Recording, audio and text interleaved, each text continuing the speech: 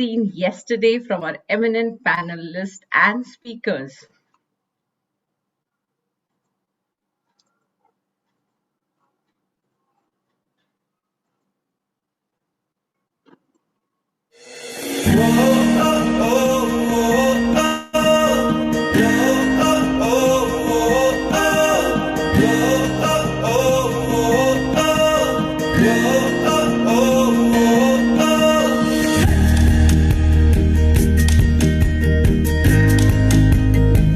All you people out there, be a part of the Corporate Diva journey.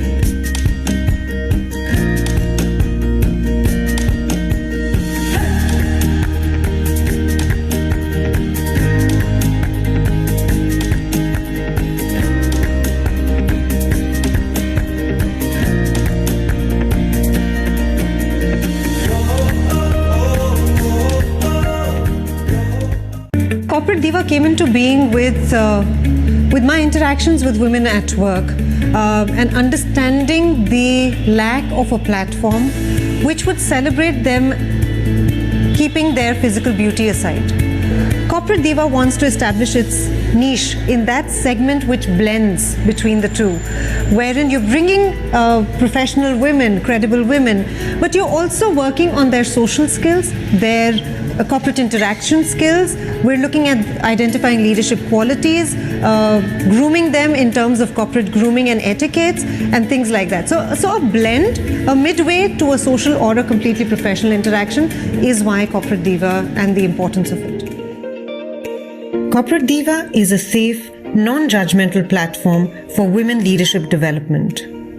The platform not only addresses to familiarizing women with the nuances of leadership, but it also addresses to the support and upskilling need of women professionals, enabling them to transform into women leaders.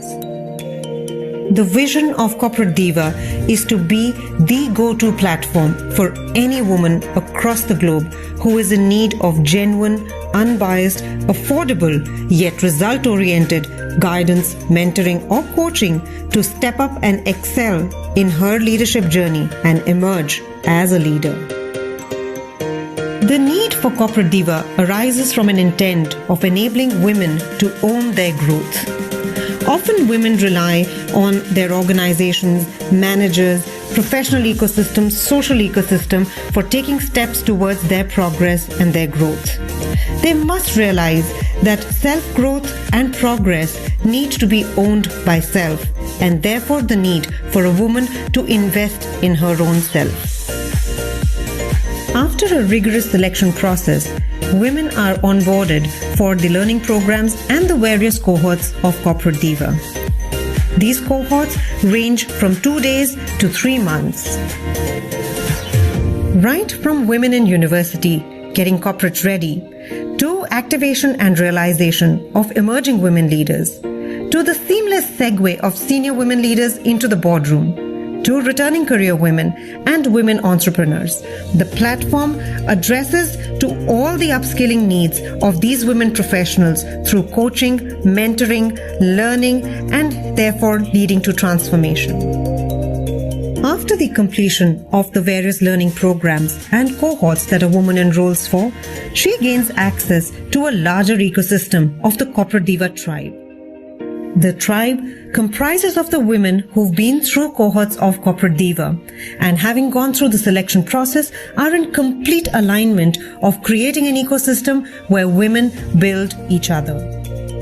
Along with that, the Corporate Diva tribe also gets an opportunity to be a part of the various campaigns, seminars, conferences, programs that the Corporate Diva platform organizes for women professionals.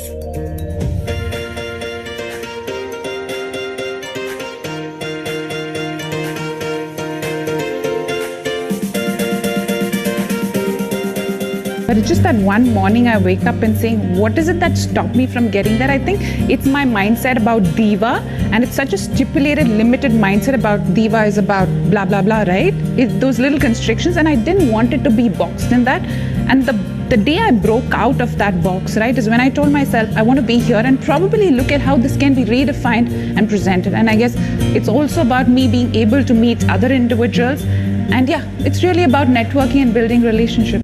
Corporate Diva holds a very special place in my heart because this is the first courageous step that I have taken for my personal development in my life. Before this, I could never even think about investing time and patience and effort into my own development. Forum that she's put together is of tremendous value to young working executives because there is access to senior leaders and there is access to their real experiences in various aspects. Platform that you provide for young girls to become leaders is amazing. I can already see the partnership and then the enthusiasm between the tribe. The only one thought that I'm left with is I wish we had a forum like this when I was younger for my professional growth.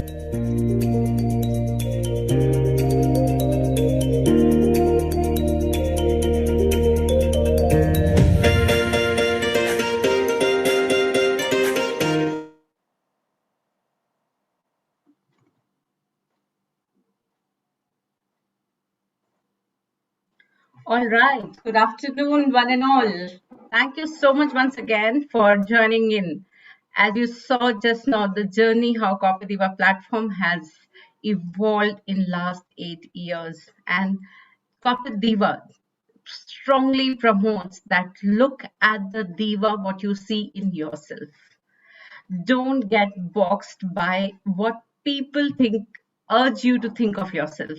So create your own definition of diva, and we strongly believe and transmit the tagline that this time fall in love with yourself. With that, let's move ahead and get started with our summit. We witnessed yesterday distinguished speakers and panelists who made an impact with their profound insights on how to overcome imposter syndrome, to biases faced in the professional journey by means of personal experiences and examples, and how by strong resilience and endurance it was dealt brilliantly by our panelists. While we were soaking all this, we had men as allies who expressed and acknowledged lots of uncomfortable truth and candid facts about the women empowerment, which is a legacy concern of our ecosystem.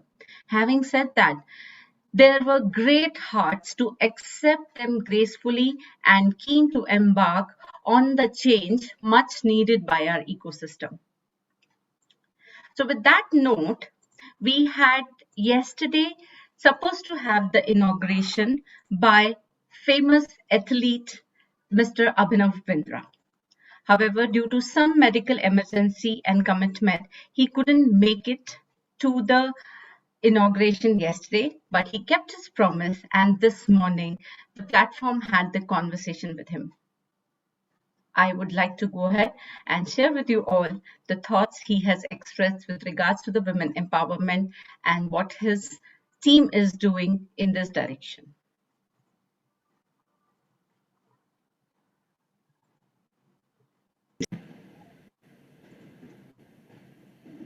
So good afternoon once again, ladies and gentlemen. Thank you so much for investing your time to the second day of Corporate Diva Global Summit, wherein eminent speakers and panel will represent their insights and profound thoughts on global perspective of women leadership and diversity. We have one such eminent personality who was supposed to be there as inaugural notes and couldn't make it yesterday. However, as he promised, here goes the live conversation with Mr. Abhinav Bindra. But before I could call upon him, let's have Deepika Trehan, who is a nurturer creating impact beyond the glass ceiling. Founder of the How Forum and Corporate Diva, her organization works across verticals of holistic employee well-being. A women leadership development platform, which is Corporate Diva, aims at transforming women professionals into women leaders. Welcome on board, Deepika. Glad to have you back again on the second day of CD Global Summit 2021. And to join her on stage, we have Abhinav Bindra. Mr. Bindra's journey to become the first and only Indian to win an individual Olympic gold and the first Indian to win a world championship gold in air rifle shooting is an example of a single-minded quest for perfection.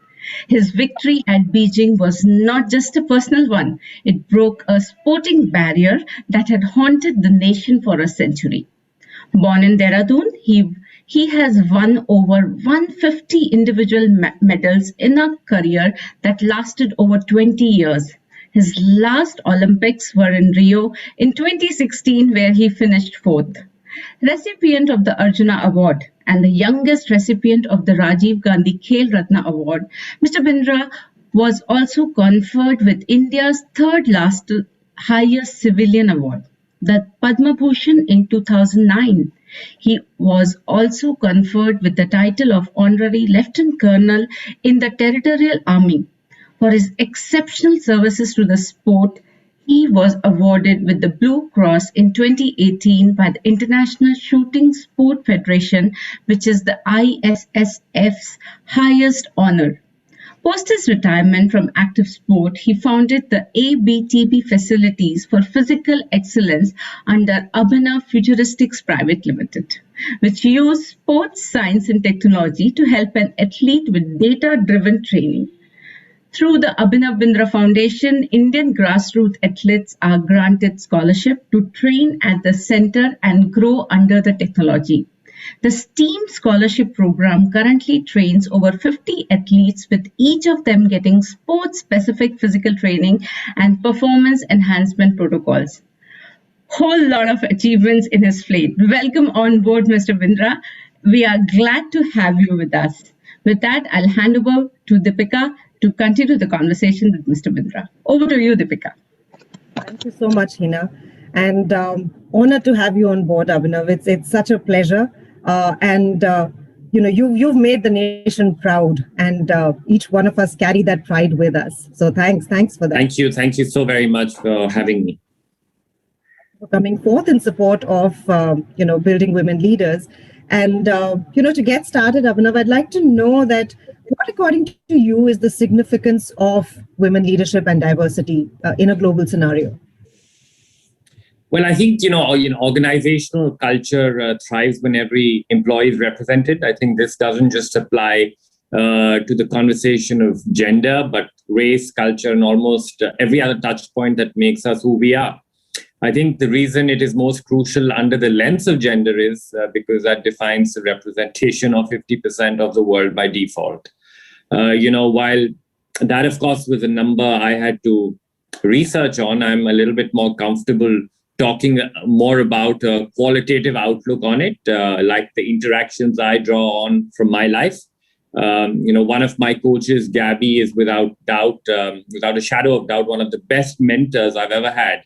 Her husband, Heinz, also trained me, and it was always enlightening to me as an athlete to have both their outlooks on the sport and how each in their own way have made me who I am.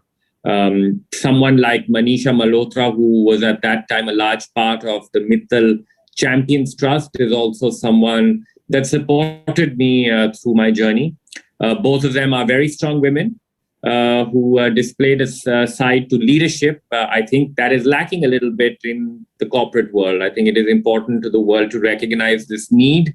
And more importantly, I think for women to recognize their value in the landscape, enrich their leadership skills, and make a difference for many, many others. Just on the topic of gender equality, you would be happy to know the role that the sports movement is playing in this aspect, the role that the Olympic movement is playing in this aspect. Gender equality is one of the values of the Olympic movement, and you'll be very happy to know that come the Tokyo 2020 Games, which will be held later this year, will be gender equal. So I think that is a great step and makes great progress on a global platform to showcase that there has to be equality between genders. So we'll have an equal amount of representation from both men and women, but just not in terms of participation, but also the same amount of events. So I think the Olympic movement, in a way, is really leading the way in this whole aspect to a great degree, and I'm very, very proud and pleased to be part of it.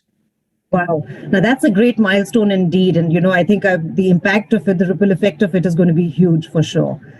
Now, Abhinav, you spoke about, how female mentors have had a impacting, a footprint in your journey. And I've seen that you've also been a champion in terms of applauding and supporting women's achievements, especially in the area of sports.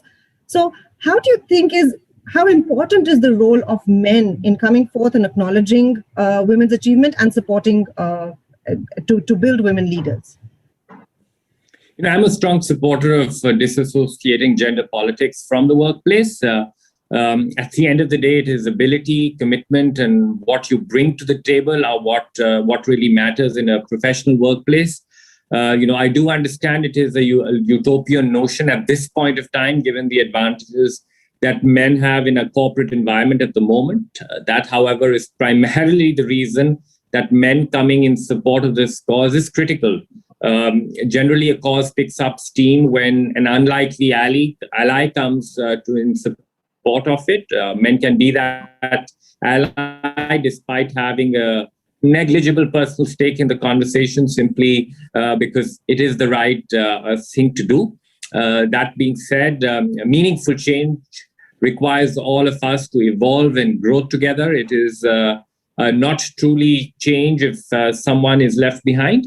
In such a context, I think men are more involved in this conversation than they think, and play a large role in facilitating this change, hopefully making that utopian a practical scenario in the years to come. Sure. No, I totally agree with that. We're all in a stage where we're going through this whole pandemic globally. And, living in a virtual world, working in a virtual world, personal and professional boundaries have been blurred. So people are grappling with work-life balance, which as it was an issue to grapple with. So what do you think, according to you, should be done in terms of attaining harmony and balance? And how important is mental health? What role does that have to play in it? Yes, I think balance is the essence of life. I think, when you talk about high performance, whether in the field of sport, whether in the boardroom, whether in any high performance job, which requires you to pursue excellence, I think you can only get the best out of yourself when you do maintain a degree of balance. And there is a very thin line between balance and obsession. All of us in these high performance environments are people who are very passionate about what we do. And I think to get the best out of ourselves, it is so very important to respect that passion.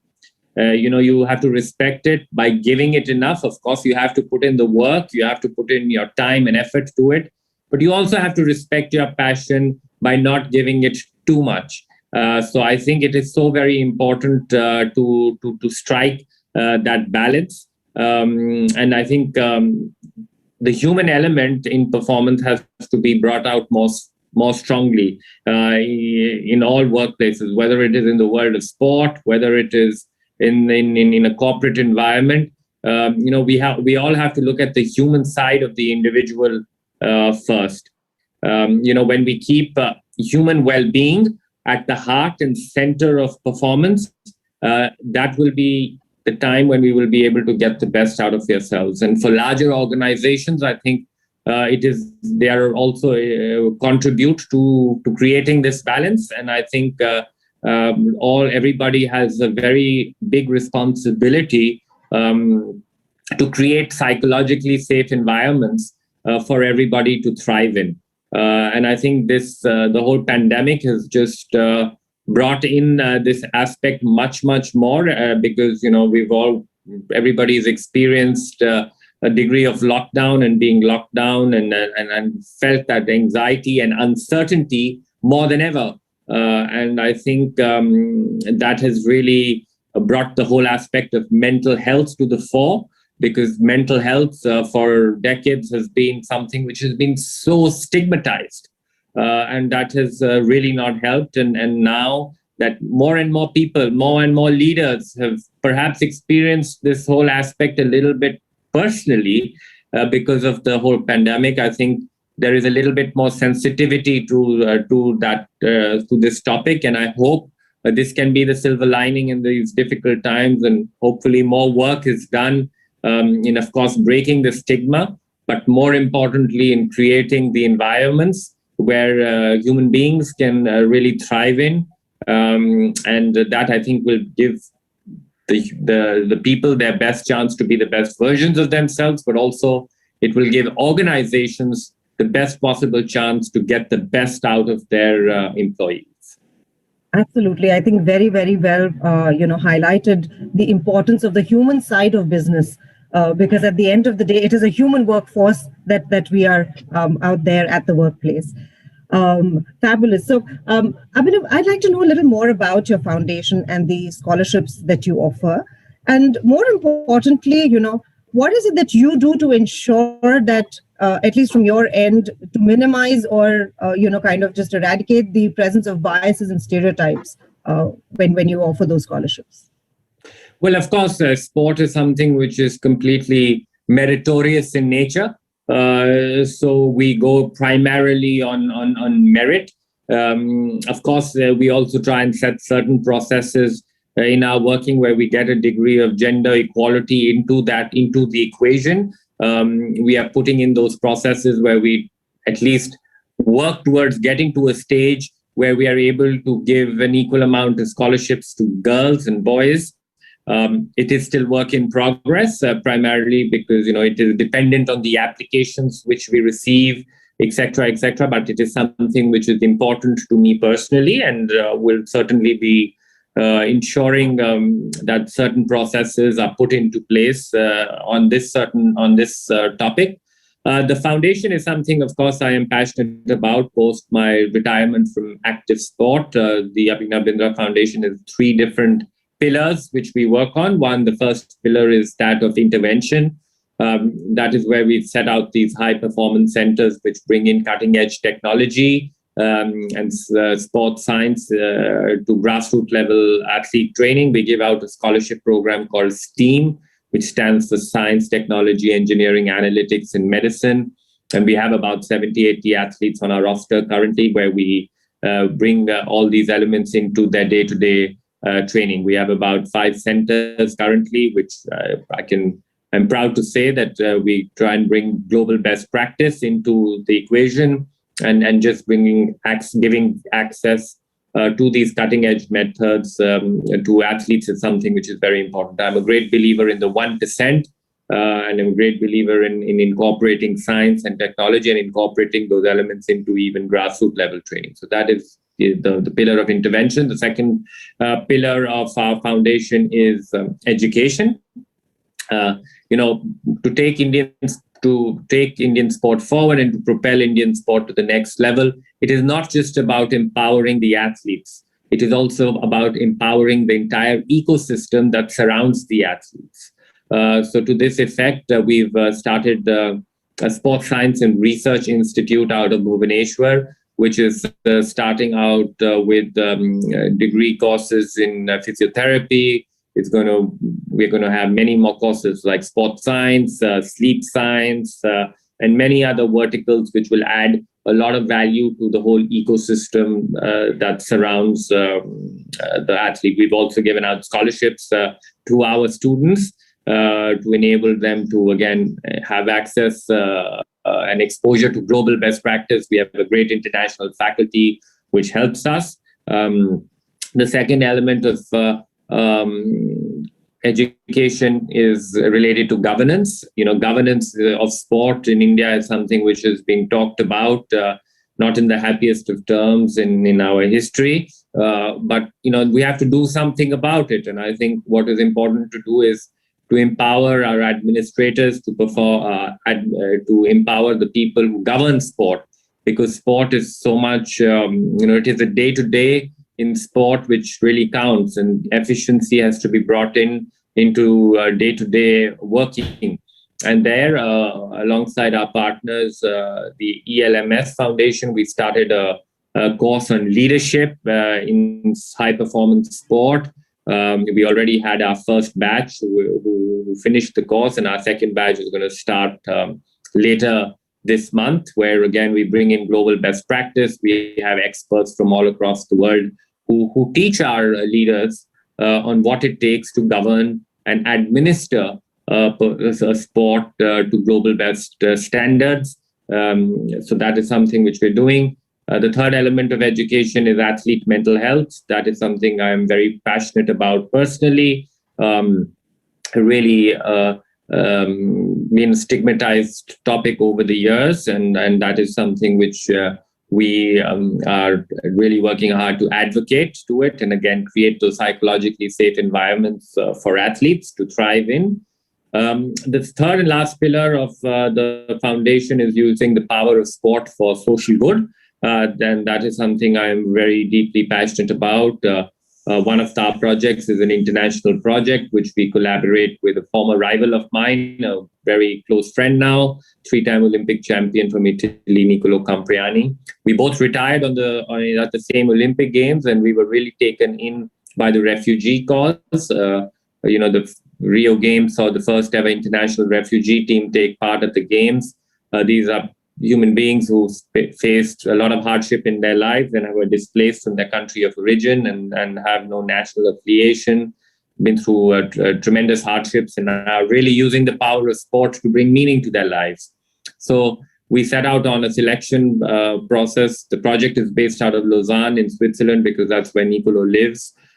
We did a selection of 25 refugees and picked 3 of them to train in the sport of shooting and try and make it to the Games in Tokyo. And I'm very happy to say that 2 out of the 3 athletes now are already eligible to make part of to be part of this refugee team. Of course, the final decision will be taken in June this year on their participation. But for us, they've already succeeded because they've changed as human beings. They've become more positive in nature. They've got a goal in their life. And they've really used the power of sport to find meaning, to find direction, to maybe heal their past. To go to something very important to me. So these are the 3 different elements of the foundation and what we are trying our best to work on. Wow, that's a lot of work going on, and I'm so glad that how couple of things, how you're interweaving sports and science, how you're interweaving therapy and sports, how you're interweaving leadership and sports. I think the world really needs that given the current times. And I think that's where somewhere also the country has been lagging behind in terms of, bringing in technology, bringing global best practices, weaving them together. And that's what churns out and translates into results. So a lot of work going on there, and so proud of that, Abhinav. Thank you so much for joining us today. It's been superbly, insightful for me personally as well to see the body of work that you've done in the past. Of course, the world knows about it, but what's in work in progress is also a lot of it. And thank you so much for your contribution towards sports, towards global best practices. Thanks for joining us for the summit and supporting building women leaders. Thank you again for having me. And I'd like to just congratulate and compliment all of you for the great work that you're putting in. Thank you so much, Mr. Abhinav. It was a delight to hear your profound thoughts.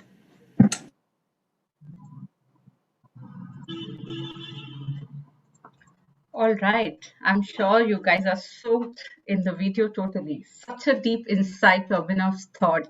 And so beautifully he has crafted the 3 key things that it's very important to bring the balance, and keeping that alive, make sure to give the respect to your passion. Keep the passion, but give the respect to your balance, to the passion with that balance, and always keep alive the human side of the element.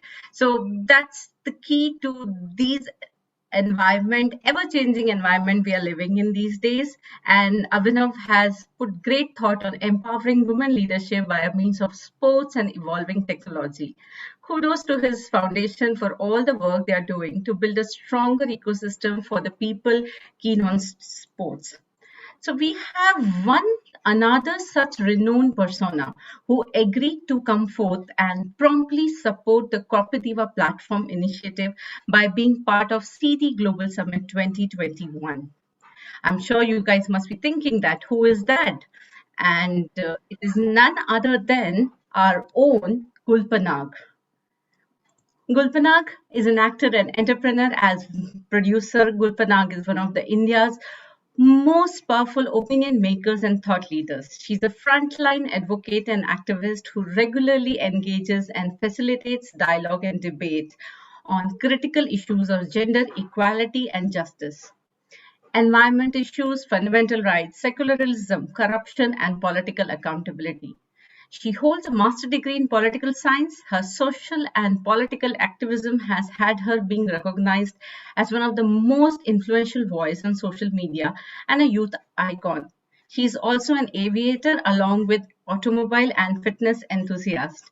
And here's what she has to say about the Global Summit, what we are putting across and talking to you guys. Allow me to quickly share the screen.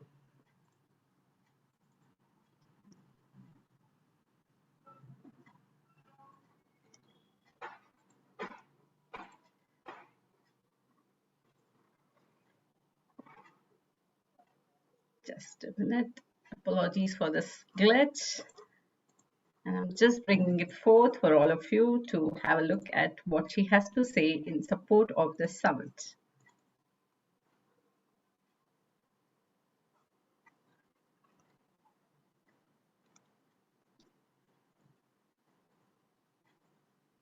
Here you go.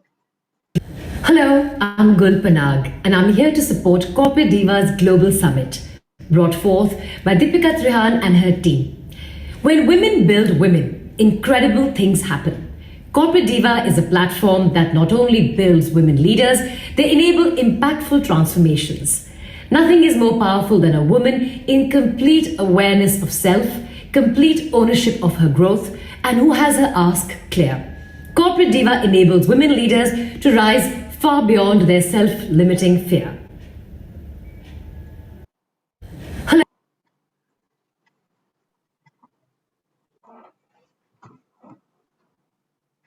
Welcome back, everyone. And my name is Dola. I'm just taking over from Hina to smoothly pass you guys on to the next panel. It's in fact the first panel of the day. And it's nothing short of a build-up of the fantastic panels that we've done yesterday. Let me walk you through a little about what the panel is and who all are there to charge up the discussion for the next 45 minutes or so. As I go through that, here's a short poll coming up for you guys to fill in. Please do take time to fill those up right now, so we're able to hear what you think about corporate leadership and importance of diversity, because the panel today, right now, will be discussing exactly that.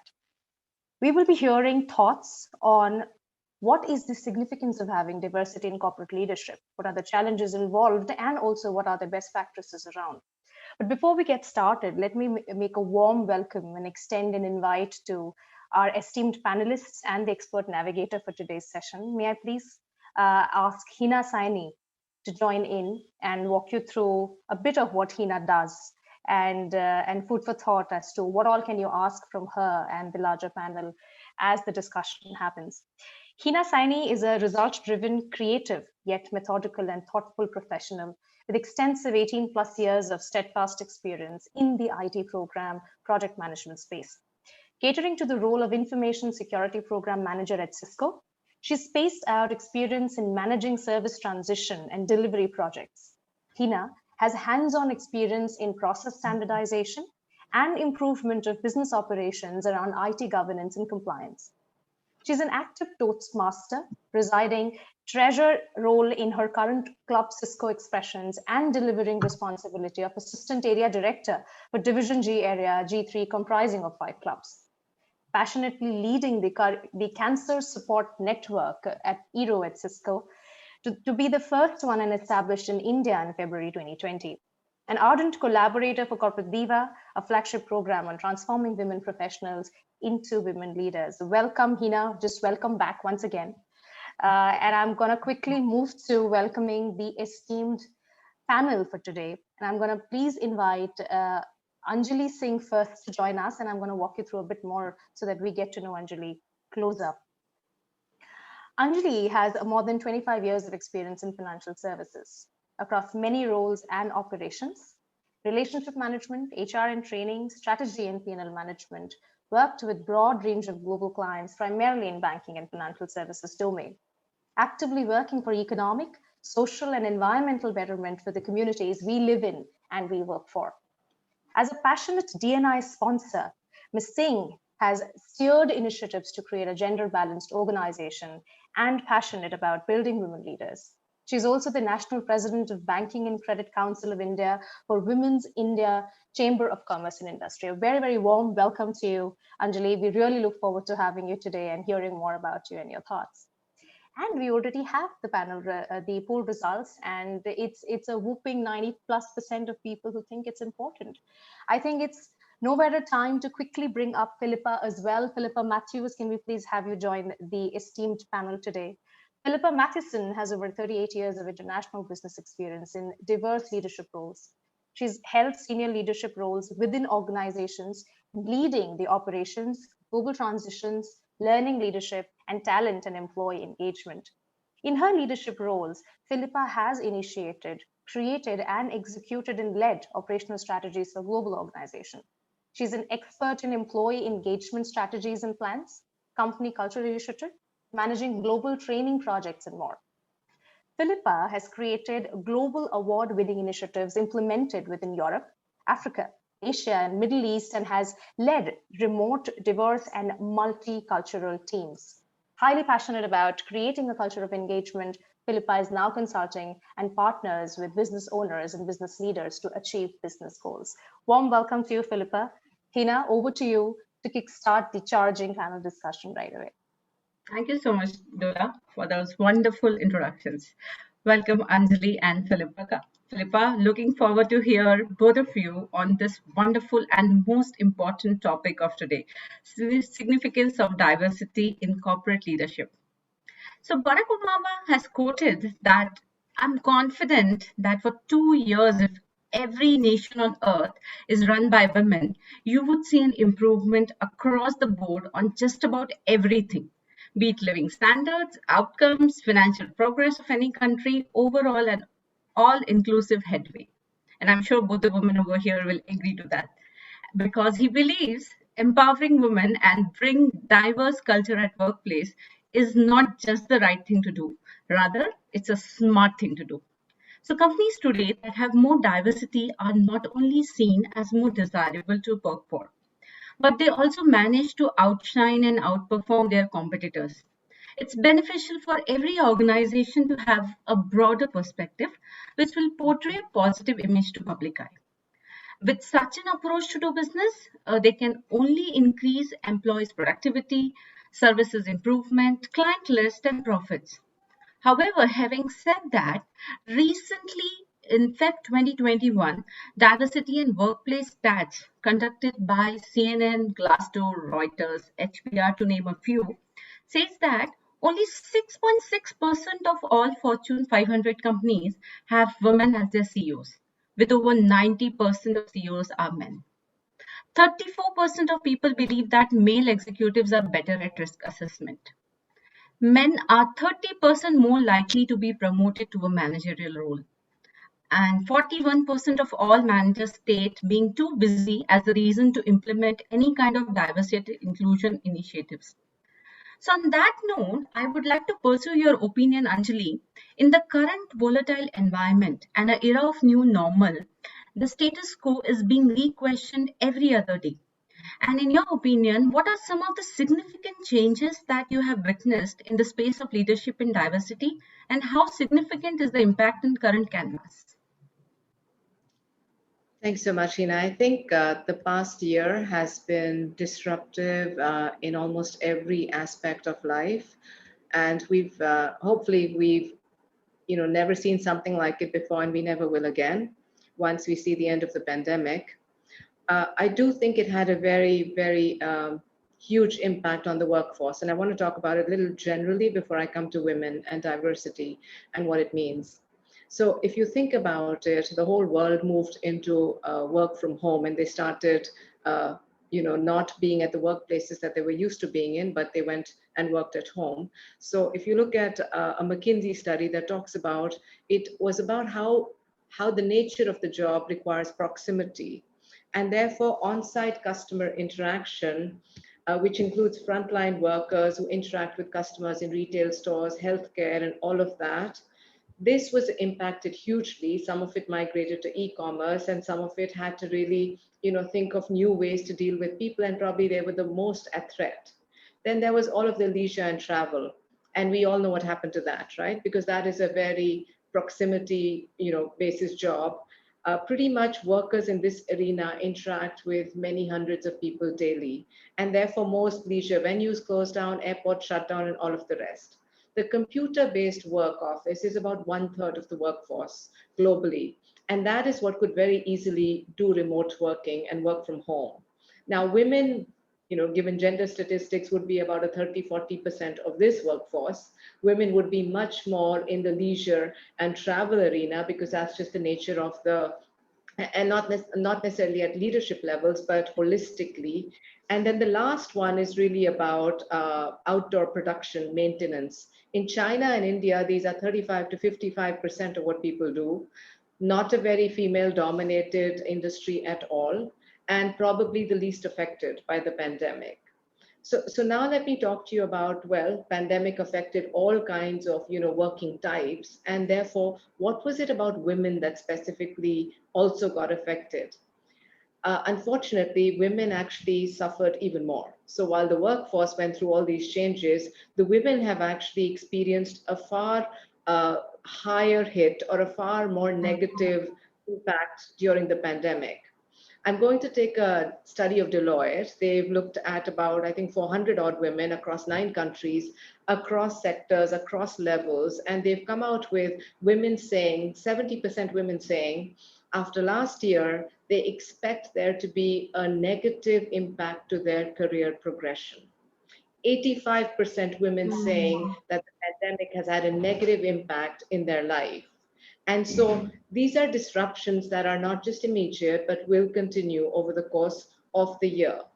Some of the things that happened during this to make women feel like this is, first of all, women have always been more of the caretaker at home, especially Indian women, right? Because our society tends to be a little more chauvinistic and male-oriented. So the working women have typically also done 80-90% of the household chores. And I know in Deutsche Bank itself, where I work, we've addressed this with women, and a lot of women who had to do remote working from home, despite the fact that women always thought flexibility would be great, are actually quite unhappy about it, because suddenly they're on call 24 hours a day. They are still carrying the burden of most of that housework, and now it's like a double shift. The school is shut down as well. Daycare centers have shut down as well. So while they're working, they're almost parallelly balancing both. That's one thing. And so the stress for women actually went up. And if you look at a McKinsey study, there's about 25 to 30% women who've said after the pandemic that they may choose to either take a role lower, which is less stressful, or leave the workforce. And these women tend to be mothers. So mothers have really felt that it was too much for them to balance as they went through the year. There's something called the broken rung that we all know about, right? That when there's that first definition of a person stepping from, at junior levels, you start becoming a manager. Men have historically been about 85% more successful. So 85% men, 15% women get that sort of, that, or rather 85% of the time men get to, go there. So it was like 85 and 15. Now we find with the pandemic, it's even become worse. So women, this broken rung has become like it's like gotten exaggerated. So if you think of last year, it's like 85% of women versus 100% of men were getting it. Now last year, it's like 38% women getting it instead of 85. So that disparity has become a lot more as well. What's going on is that the companies are really at risk of losing this middle management layer that's very, very important to them, because the pandemic has created this stress in the system. And so companies need to think about what they need to do to be able to hold on and to be able to change. It will come from many, many things that they need to change, because companies cannot afford to lose these women leaders. You talked about how a company succeeds far more with women in the workforce. So you have to make work more sustainable. You've got to look at, productivity, performance expectations differently. You've got to reset your norms around flexibility. You've got to think about how, for women, given this new situation, and there's a new normal coming, which will always give you a very different balance of, working life. How do you reset flexibility and cater to women who need it? How are you going to take a closer look at performance reviews? How do you change your old historical mindset of what you used to look at versus now? How do you make it more outcome based rather than how much time did you spend on the system and a lot of those other metrics that come into certain, areas? You need to take steps more than ever to minimize gender biases. So work on your trainings, your unconscious bias, work on every leader understanding how it's important at every step, hiring, promotions, every step of the growth cycle, to be so mindful of the differences and the biases that we carry for gender. And adjust your policies and programs. Because unless companies do that, the pandemic year is going to become a setback. So you can either choose to make it a setback, or you can choose to make it an opportunity and say, we change the way we go forward because we've understood so much more. And therefore, women leaders should be able to get the environment they need to continue to succeed.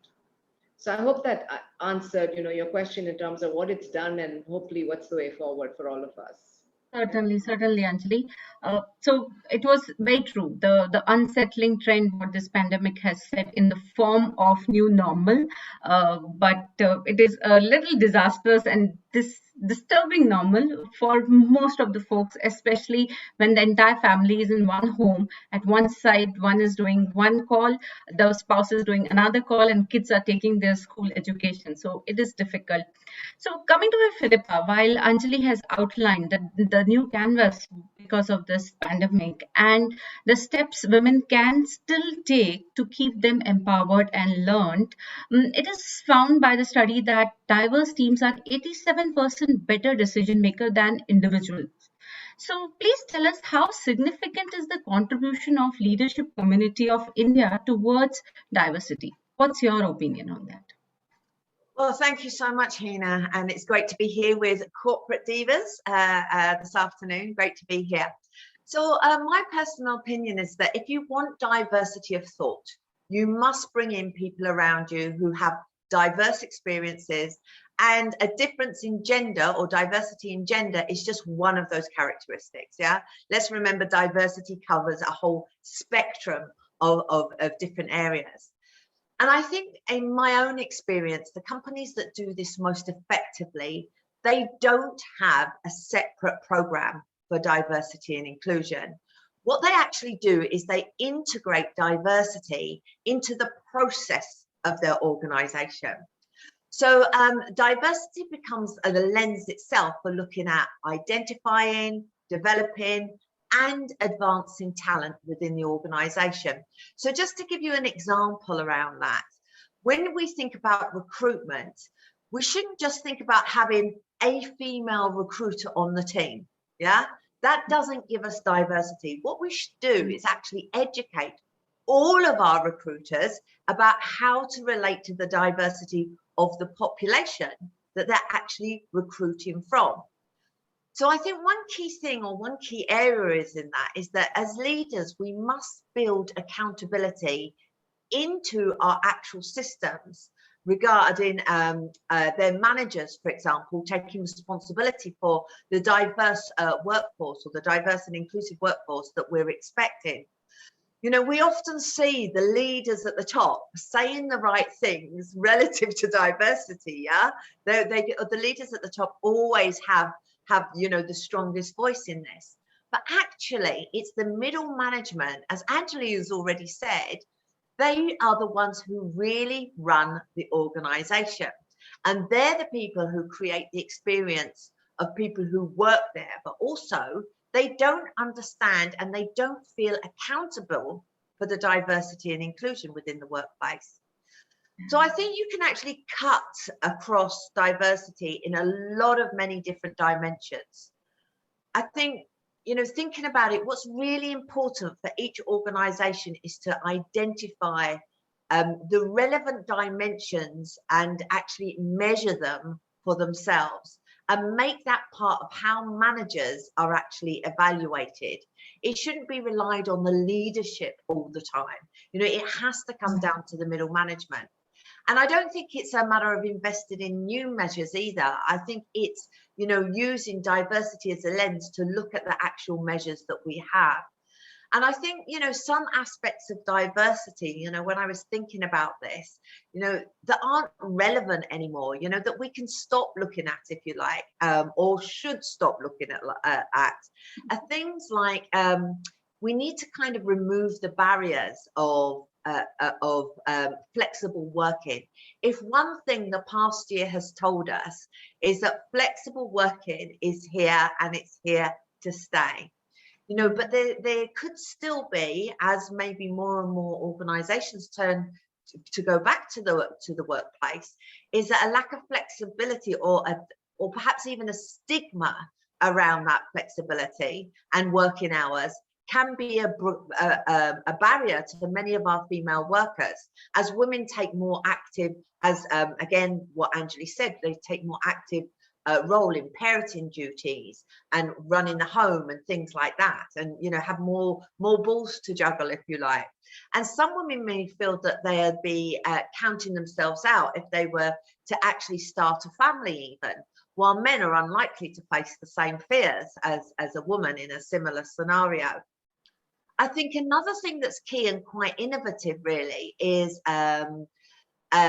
putting an end to this salary secrecy that we have. You know, increasing the transparency around salaries is one definite step that any organisation can make to actually increase diversity and inclusion. And there was a recent report from the Fawcett Society in the UK that actually found out that 40% of women don't know that women have the right to equal pay for work of equal value. True. I mean, that's quite scary when you think about it. And a formal pay structure, making it clear how job role, how seniority, how tenure affect the salaries of employees in any organisation is imperative. And having that information readily available can help remove that, let's say it's a taboo around discussing salaries. And it can also really help all members of staff assess what's fair and what isn't fair and seek adjustments where it's actually relevant to do so. And I think the third thing that I would talk about is, and this is what Corporate Diva is all about, is about dismantling that glass ceiling. Yeah, the lack of female representation in high paying positions only reinforces that gender pay gap that we currently have. And I think since it's really clear that women are no less capable than men to perform in their roles, this kind of disparity comes down to a mindset, and it's a learned behavior, essentially the way that individuals are selected or promoted or even hired. So I think removing that glass ceiling, it's not an easy thing to do. But there are a couple of things that we can actually do to try and help that.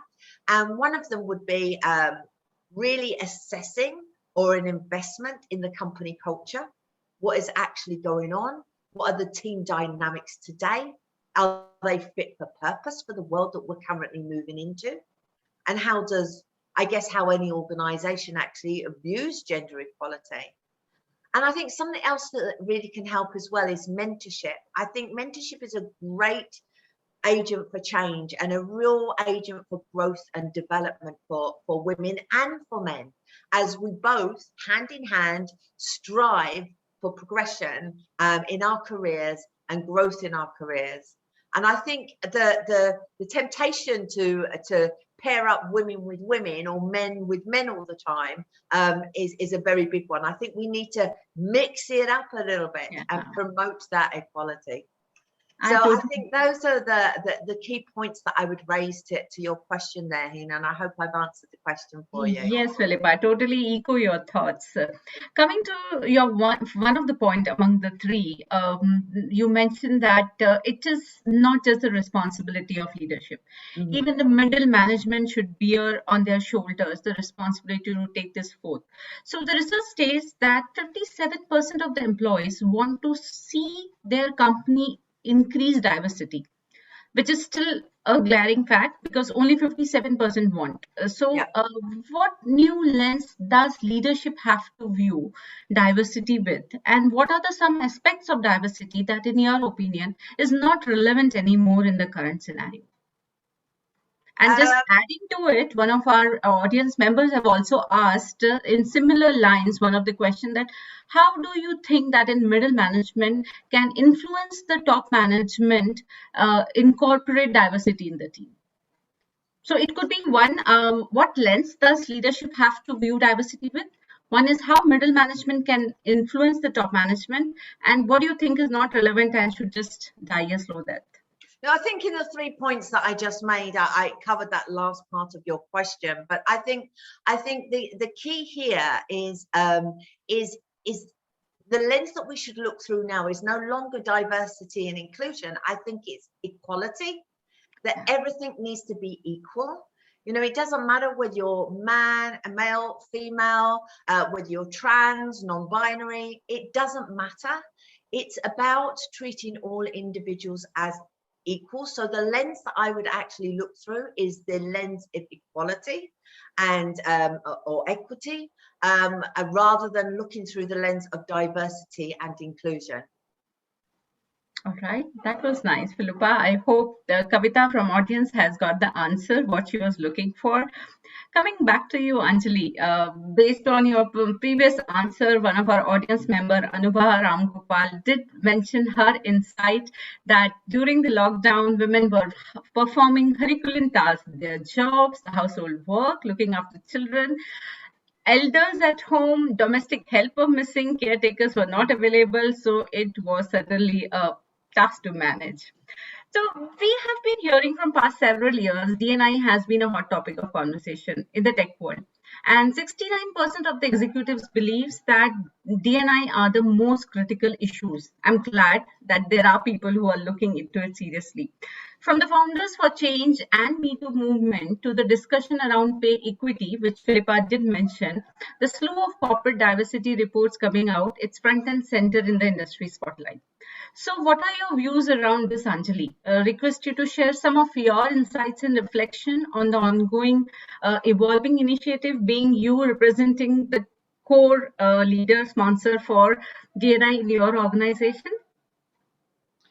So I think over the years, first of all, unfortunately, there is so much conversation around diversity and there's so much awareness, including forums like this where we are all talking today. So that's a great thing, right? The awareness and the gap and the lack of, women leaders to be where they need to be, we are all aware. So compared to 25, 30 years ago, progress made, certainly. But if you look at the amount of conversation there is and the amount of discussion there is, and if you translate that into numbers, unfortunately, it doesn't add up. So you yourself gave statistics about where, women leaders, how many CEOs there are and all of that. And that whole equal pay, I love the fact that Philippa says this whole secrecy around compensation has to go away because there are a lot of companies, and including us, we always say your compensation is confidential. But there are reports that get published, UN publishes it, and there is a pay scale, they publish it, they publish the gender pay gap report. So you may not get individual data, but you get data, right? You understand what the disparity is. There's a little bit of difference, and I read both these reports actually in the last week because I knew that I wanted to discuss pay equity, so I wanted to look at 2020. So if you look at the pay scale report, they're saying that a woman earns 81 cents compared to the dollar earned by a man. Right? The UN report is a little more positive and says the woman's earning 84 cents compared to the dollar earned by a man. Either way, I think we're still about 15% behind for the exact same job. So that needs to go away. And I think there has been, again, so much conversation, so much reporting of this data done by various organizations. But the movement, again, if you look at how it's improving year on year, it improves by 1%, 78% to 79% to 80% to 81%. So if we were to continue at this level of progress, it would take us something like 250 plus years to finally reach complete, pay equity and pay equality. Unfortunately, this is a symptom. So the pay inequality is one of the many symptoms of gender inequality, right? And because it's also embedded in systemic inequalities that are there.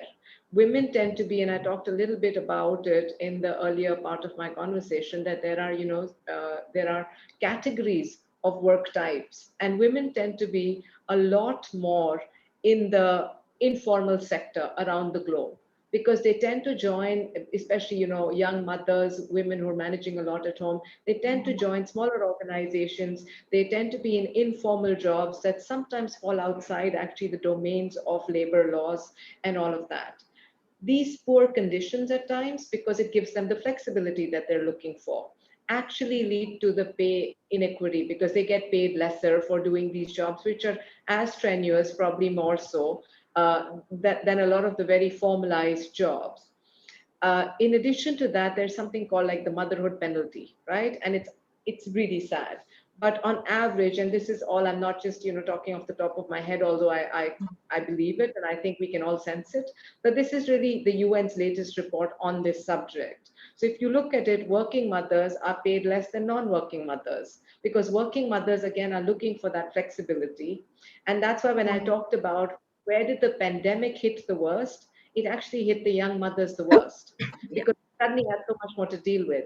And now marry that to the pay inequality that will exist when these working mothers want to come back to work, they're going to feel the pain even more. And then there's sort of restrictive traditional gender roles and associations that exist, right? There's stereotyping. So much conversation, you're not having it today, or maybe, in the larger summit you've had it, but as we look at the future and we look at STEM skills being the skills that the workforce will need, we also have to have a conversation about that's a male dominated industry most of the time, and therefore how are we building our women to take on more and more technology jobs, engineering jobs, computer based jobs, and so that's a different, entirely different area, very, very highly paid area for the future.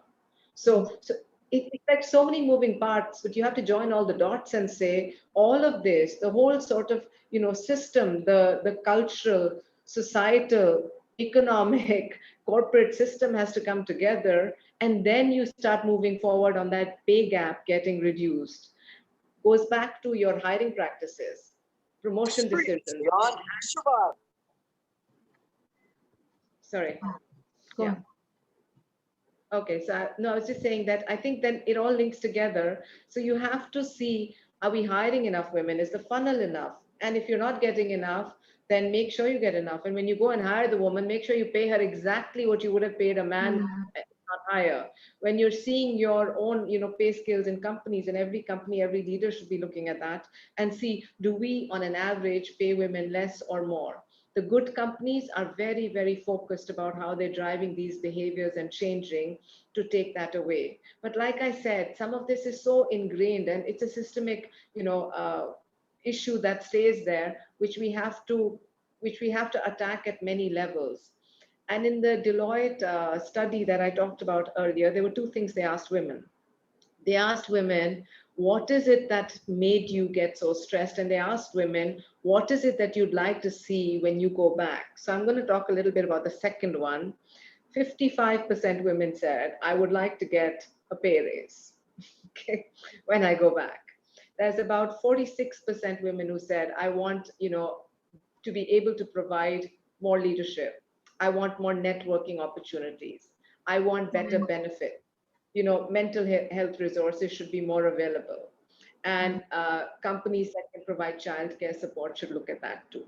So that's just a survey, and I know when you're looking at a survey, but that's what will make women actually not just sustain, but thrive when they come back to the workplace. And of course, the pay gap will be a large part if you take care of some of this, what they're asking for, right? And it's a small survey, but it's indicative of what women are thinking needs to improve in the workplace. You will start attacking, many different parts of it, and gender equality, pay equity. These are subjects that hopefully I tell younger women when I speak to them, and I speak a lot at universities and colleges. I always say, maybe in my generation I won't see it become equal, but in your generation, the young kids who are just coming out of universities, you've got to make it happen, and you've got to make sure that the world becomes a gender equal place. Yeah. Very true. Thank you. Very true. Thank you so much for getting us those insights, Anjali. And you just said it so right, like taking it forth from Philippa.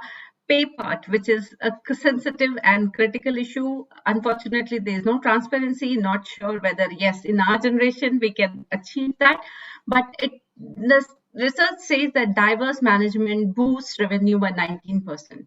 In fact, 43% of the companies with diverse management exhibit higher profits. Highly exclusive companies are more likely to hit their financial target goals, up by 120% if they have women in their team as a diverse culture.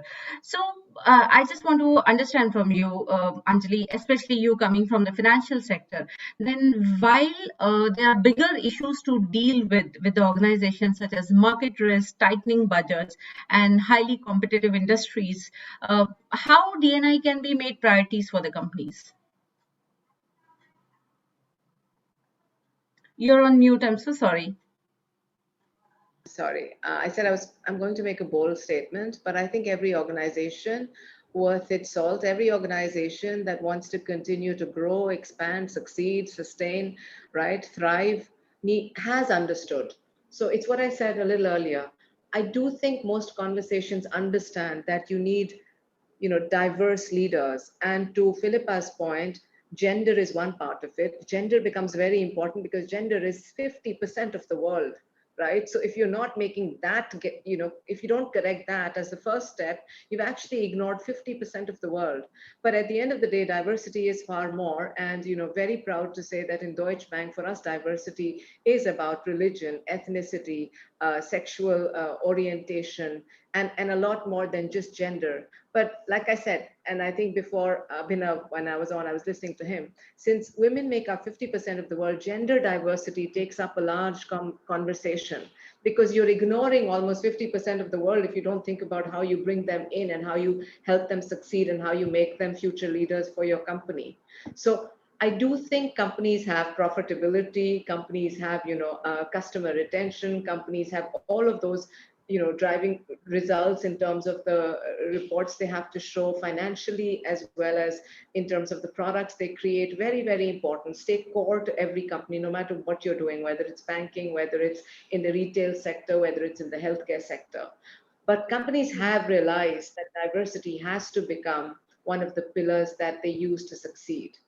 And I think a lot of companies are putting a lot of focus into it. So if you look at policy at a sort of state level, at a government level, there is no policy that doesn't actually foster gender equality. In fact, at times, there's more than, there are lots of schemes that are getting created for women financially to be able to get, empowered and to get loans and to start their small businesses. Similarly, every good company would have gender diversity guidelines that are following certain things to build their women leaders.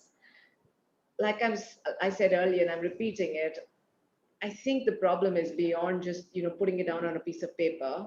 Diversity, and my boss said this in one of the many diversity conversations we've had in the past 2 weeks at Deutsche Bank. In fact, tomorrow I'm going to be hosting a panel where our global COO is going to join, and it's all about women leadership, right? So there's so much focus. But my boss made this comment and I loved it, so I'm repeating it. Diversity is not just about inviting people to the party. Diversity is about going up and talking to them and including them.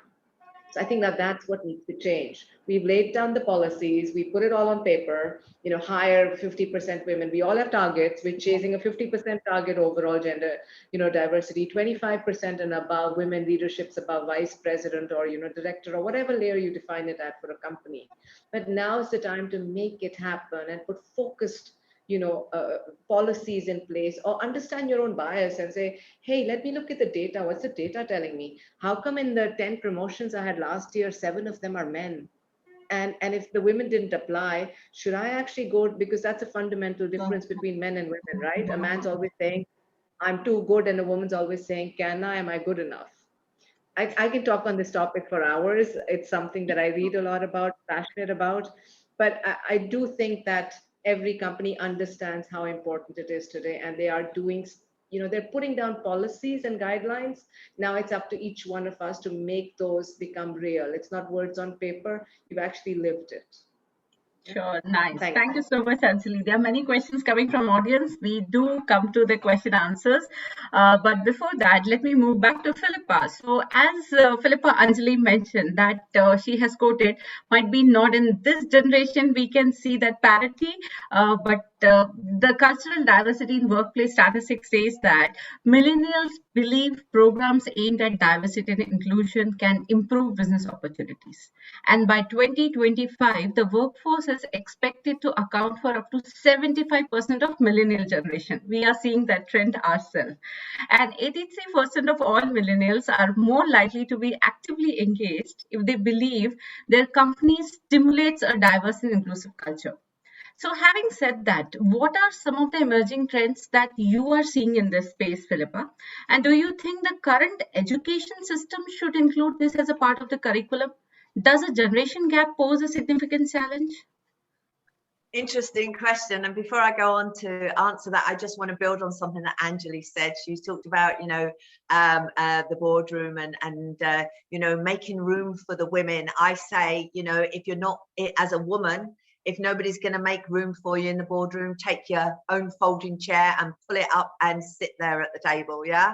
You don't need to be invited. I think that's one of the key things. Shouldn't wait. It goes back to what Anjali was saying, as women, we tend to, think we're not good enough, whereas men are like, pick me, pick me. If we're not being invited to the table, we should take our own responsibility of getting to the table ourselves and not wait for that invite. But going on to your question, Hina. So I think there's several things, several trends that I've seen personally in the coming into this space at the moment. And the first one is the obvious one. We've spoken about it already.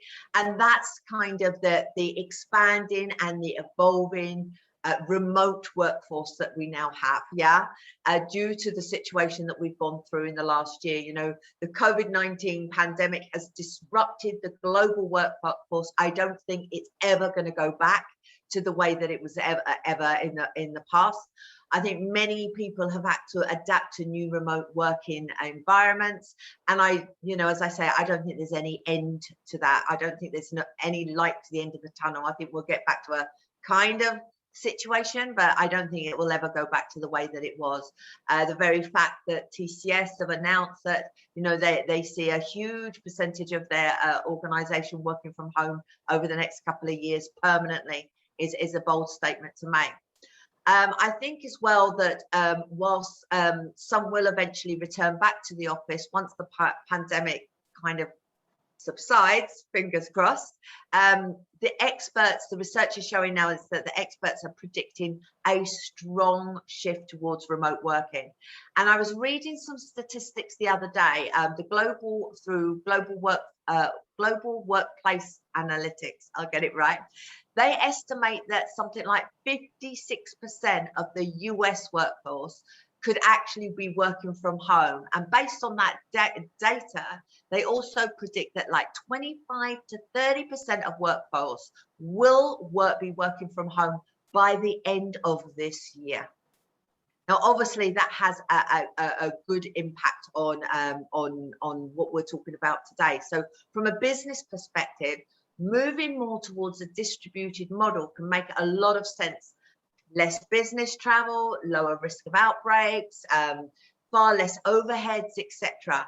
And this could work out really well for women, but providing that women get themselves sorted out and get the basics right and get their own house in order first. And I don't mean just domestically, that's professionally as well.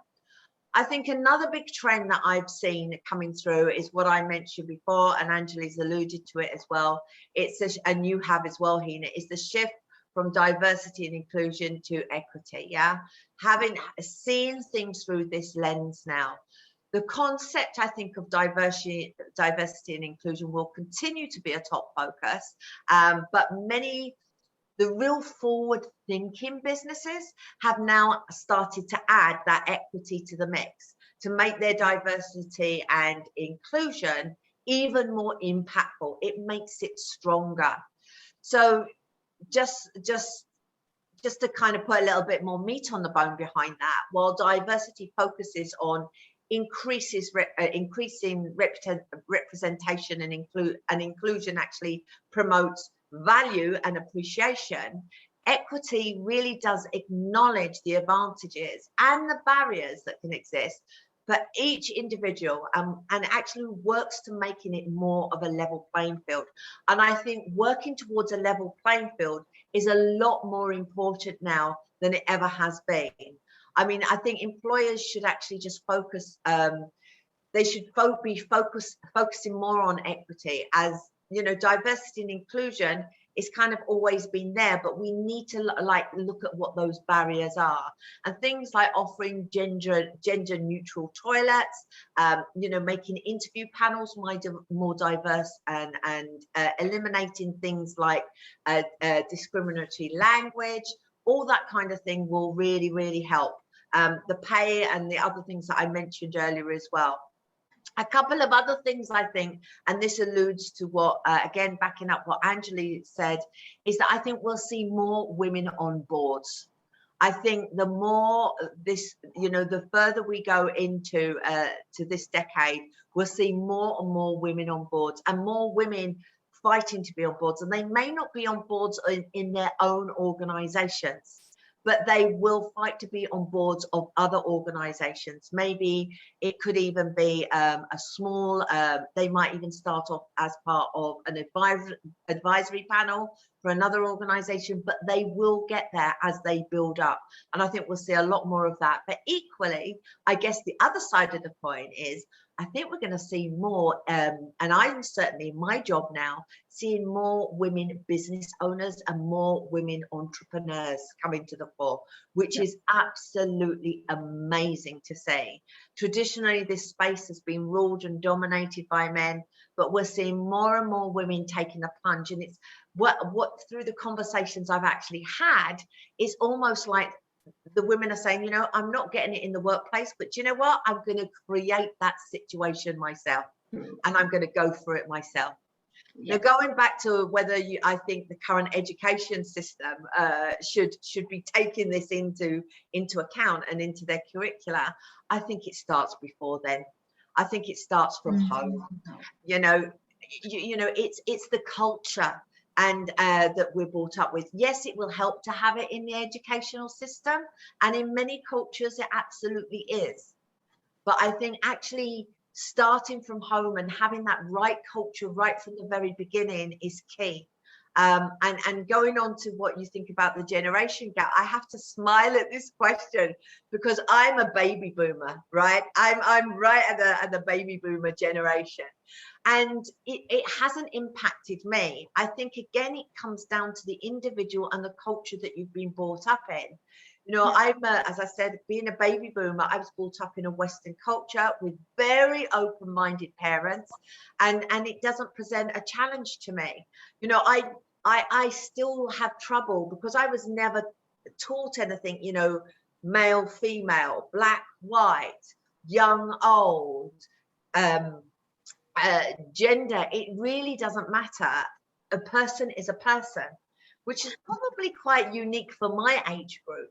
But I think, as we move into Gen Z now coming into the workplace, a Gen Z person could actually come from a very sheltered culture and not have the exposure and have very conservative parents still. So, you know, they could have a very conservative way of thinking. But I think the key here, Hina, is the more we talk about it, the more we have conclaves and things like this, the more that we get people involved, doesn't matter who they are, the more opinions are heard, the more it's going to change for the future. Sure. Thank you so much, Philippa. That was insightful and key takeaways for our audience. Coming back, being mindful of time, I'll just take quickly two questions. One is specifically for you, Anjali, coming from Mr. Hassan, who was one of our key panelists in yesterday Men as Allies panel also. He says, Anjali, don't you think women are looking for flexibility more as these are conditions created for them? Hence, don't you think the conditions needs to change? You're on mute. Sorry, Anjali, you're on mute.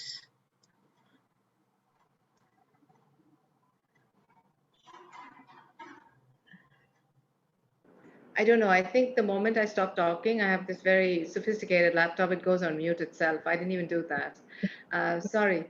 No, I was saying you're absolutely right, because I've been in this space for about 10, 12 years, you know, working very, very closely with women, mentoring women. And I've often heard women say, I need more flexibility, you know. So I felt when the pandemic happened and we were all then, a lot of us had to work from home, I actually thought, wow, it's the answer for every woman's, you know, desire for flexibility. And this is wonderful because they can all now get the flexibility that has been a constraint for many women to be able to move forward. However, remember what I said at the earlier part of the meeting. When that happened, here's what didn't happen with it. So women were now working from home, but their families and maybe the pandemic put extra pressure on them because everything was shut down. So probably if they had part-time domestic help, that help wasn't coming. If they had children that used to go off to school, you know, while they were at work, or if they had daycare help, that stopped. So the woman was now at home, and she was expected to still be the primary sort of caretaker at home. The kids were around, expecting her to be around. Hey, mom's at home. Then mom's trying to tell them, no, I've actually got to work my 6 hours because I have some, you know, output I have to achieve. Or I'm on a call. I do that all the time with my son, who's almost 22. When he walks in the room, I have to go, shush, shush, shush, you know, I'm on a conference call, because he'll just start off and say anything to me. And so the families had to adjust to that. And therefore, I think within 2-3 months, I had women telling me we're more stressed out than ever before.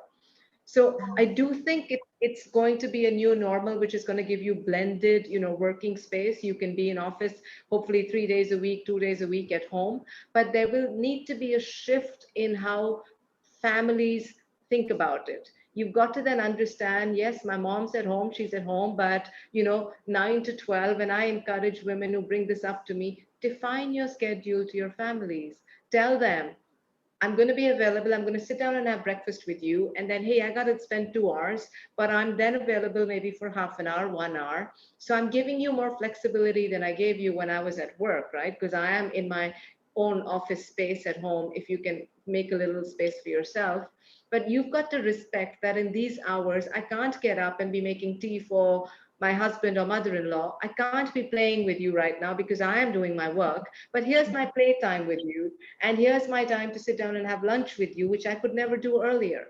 So as we go into the new normal, very interesting dynamics are going to come forward. And I think women should take it as an opportunity to get the flexibility they wanted and asked for, and now it's here. And then all of the family support system, Philippa saying it, I'm saying it, you know, it's sort of like your fundamentals have to change. The family has to change. The stereotyping has to change, because maybe your husband's also working from home. So maybe he gets up and makes the tea now, right? Your part-time help isn't coming because you've both been at home. And a lot of men did change. I have a lot of men that work, you know, with me and in my teams. A lot of men told me they started cooking. They were the dishwasher when their wife cooked. So I think some good things happened. But let's take it as an opportunity to so to every woman out there who asks for flexibility, it's coming now. The future of work is going to bring flexibility to everyone. So let's optimize it and let's see what works.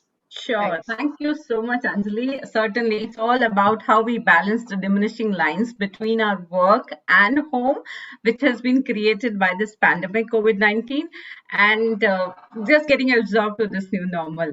So, a diverse workforce can supersede all the challenges, as the stats also said that. And the good news is 69% of the executives strongly believe that we need to include this as a critical issue and contributing effectively towards this change. We are delighted to hear your profound thoughts, Anjali and Philippa. Thank you so much for such an impactful panel and discussion. With that, I'll request the tech master to please issue the post poll for this particular panel, and we move on to the next part of our summit. We have another significant name in the industry of coaching and guidance who support women in unlocking leadership potential. It is none other than Cherie Blair from UK. Leading Queen's Counsel, wife of a former British Prime Minister and committed campaigner for women's rights, Cherie set up the Cherie Blair Foundation for Women in 2008 to help women build small and growing business in low and middle income countries so that they can contribute to their economies. Cherie was awarded a CBE in 2013 New Year's Honours List for services to women issues and to charities in both UK and overseas. So she has wholeheartedly come forth to support the summit, and here's her message to all you out here.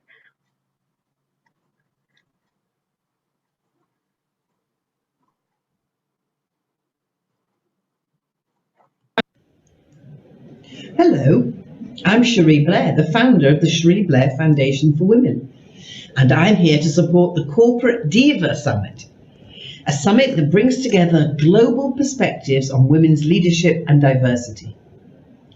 There is no question that the COVID-19 pandemic has significantly impacted on women all over the world, many of whom are experiencing the double burden of having to juggle work with increased unpaid domestic labour and family care.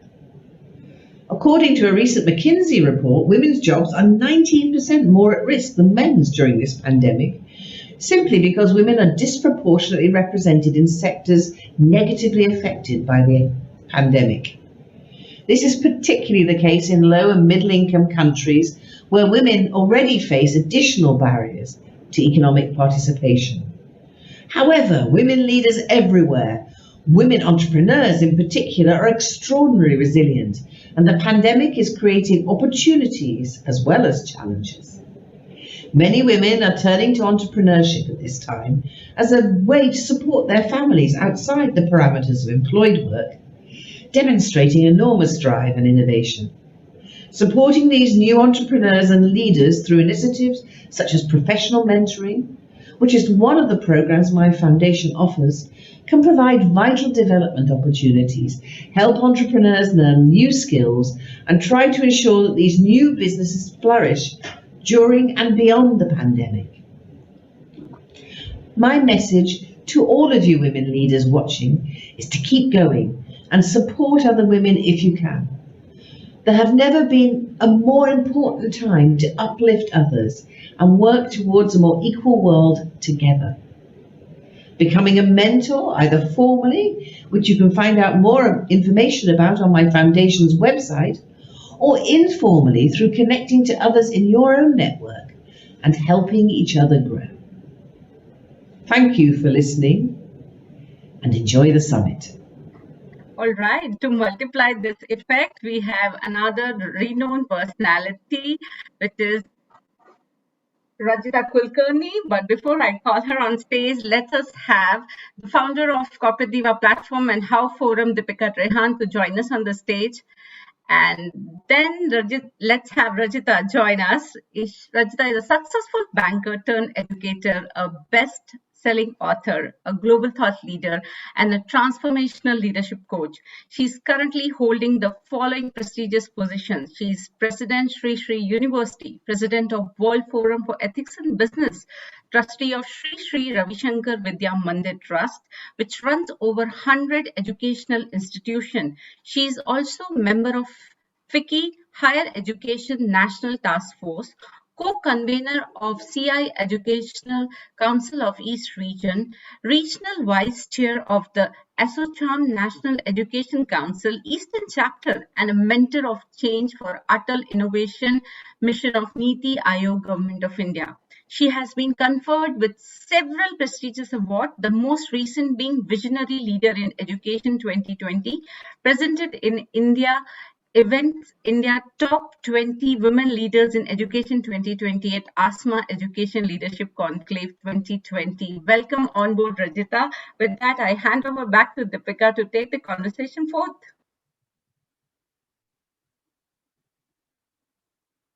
Thank you so much. Thank you so much for joining us, Rajita. I am truly honored, and it's definitely a privilege for me to have this conversation with you. I so look up to you as a woman leader, and I really feel honored to have this conversation with you. I'd like to begin with first congratulating you on your book, The Unknown Edge. I've personally read the book, and I think it's a must read for everybody who hasn't read it yet, because it's got such profound, simply worded takeaways which are impactful. So thanks for joining us. Thank you, Deepika. Thanks for inviting me and having me join this really amazing global summit. I was listening to the previous panel, and really fabulous discussions and great insights, and looking forward to our conversation. So I'm going to begin with Rajita. You have had such a vast body of work and so much into women's development and leadership development. So, we often hear that, leadership is not gender specific. And so the upskilling programs or the mentoring programs should be offered, not specific to a particular gender. Now, how true do you think is that? Or do you think there is a need for a uniquely designed, need to cater to a need of women professionals in particular? So Deepika, this is a question after my heart, because I was one of the biggest advocates that leadership is leadership. And, men bring their own unique characteristics to it. Women bring their own unique approach to it. But after all, it is leadership. But as I grew into more senior leadership roles, and as I worked with more women who were my peers, who were my juniors, or even my seniors, I think what I began to realize was that there are some aspects that are specific to the situation of us as women. In the previous panel, we heard a lot of discussion about how the pandemic has been really, and there is so much research and so much being written about how the pandemic has hit working women the most. So there are some aspects of us as women, childbearing, or in cultures like ours in India or many other cultures of the world also, women still are the primary caregivers. There are some unique situations that I think call upon women receiving specific to her situation kind of coaching interventions. I was called by Microsoft, as I myself am a transformational leadership coach and trainer. So our institute, TLEX Institute, was called by Microsoft to do a program for women leaders, Deepika. And that was really an eye-opener for me when I was in Seattle, and I was working with about 60, 70 young women leaders who were in their middle management. I also heard the discussion about how middle management can influence gender diversity at workplace. And when I was working with those women for those 3-4 days, it really opened my eyes to the fact that, yes, indeed, there are specific situations for us as women that might justify very women-specific, coaching approaches. I myself now, therefore, Deepika, run a Breakthrough Leadership for Women masterclass. And there are incredible insights that women get out of these interventions, where they say, oh yeah, this happened to me, but this situation didn't happen to my male colleague, for example. So the answer is yes, but it is not just a definitive yes and period. There is a lot which is common, I think, about leadership intervention, about leadership approaches, but there is something specific for women as well. So it is yes to both. Yes, I think it's got to be integrated, but at the same time, it's got to be addressing to certain relatable aspects of a woman to a woman in terms of, common journeys and common challenges, which are unique to the female gender. Absolutely. So, totally agree there. And, you and I were talking offline the other day, and you mentioned a very interesting fact on, the statistics on corruption, the translation of women in leadership and corruption. The levels of corruption go down when women are in power or when women are in decision-making positions. What do you think of that? And what are your thoughts? I agree with it, Deepika. There is also a lot of research by a lot of organizations today, Ethisphere, Transparency International, which look at the percentage of women in governance, whether it is in politics, whether it is in government, whether it is in private sector, those who are in governance, so which could be women on boards, women in leadership positions, women leading governments, leading countries. And the percentage of corruption is inversely proportional to the percentage of women in leadership. Of course, there are always exceptions, but this is a very well demonstrated metric. It is a very old empirical data that is available. And I think there is a lot of, demonstrated reality in it. Because if you look at it, women, after the global financial crisis, one joke that was always going around at that time was that if Lehman Brothers was Lehman Sisters, it probably may not have, gone bust. So that is on a lighter side, but women have a calculated risk-taking ability. Women are empirically known to be less reckless. So there is definitely this metric is there. And, in our World Forum for Ethics in Business interventions, Deepika, when I meet women, there is, and men together, you always see that women are less prone to corruption. Again, I'm saying there are always exceptions, but this is the truth. This is the truth. And I think it also bears origin to, our roles at home. Women are essentially nurturing as their nature is essentially, we are all nurturing by nature. And I think that's somewhere, it is said that the corruption starts outside your boundary of connectedness, right? So you don't, hopefully you don't rob from your own family, right? You don't rob from your own pocket. It is said like that. So women have a better ability to expand their, I think, circle of connectedness.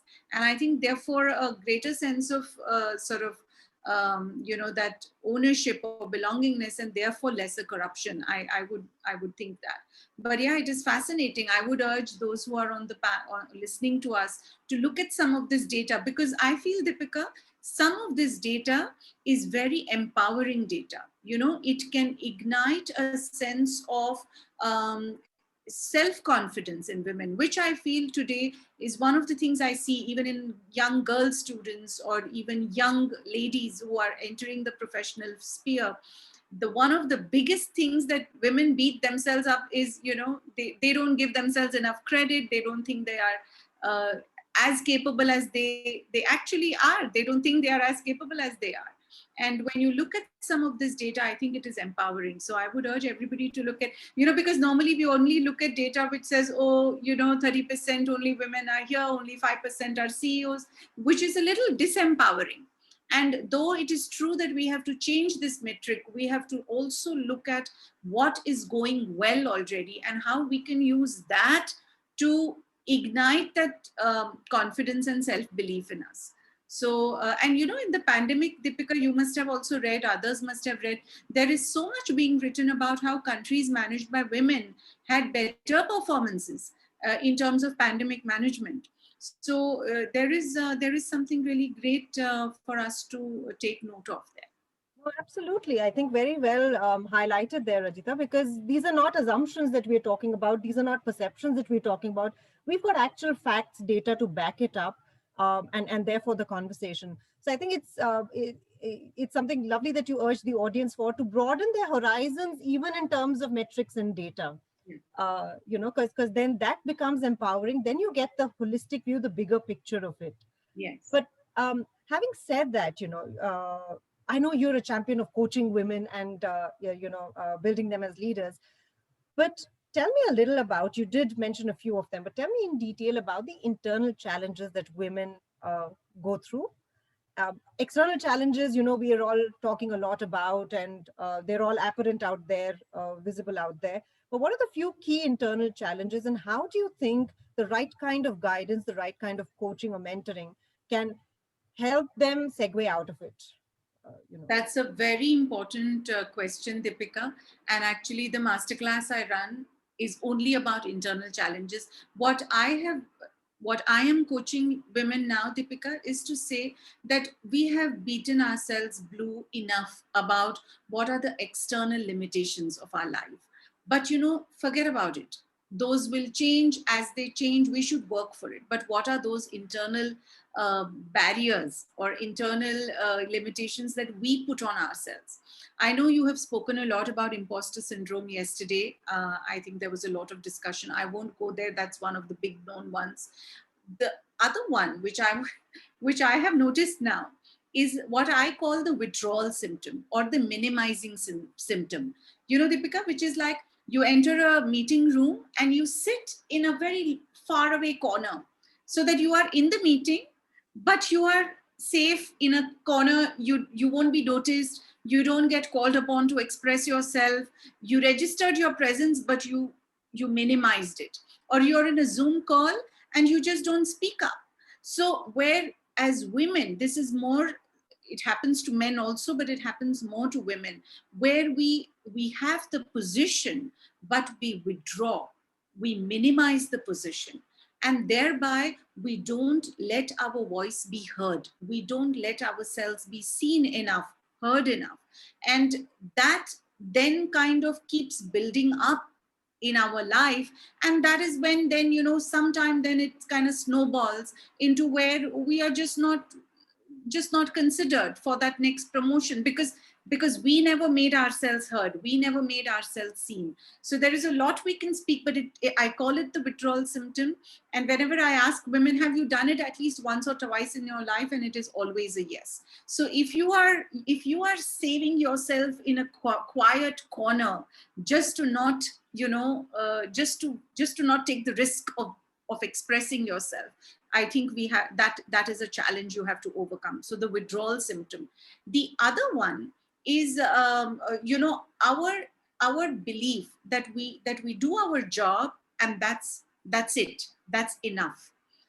We do our job and we expect to be noticed or expect to be rewarded just because we have done the job well.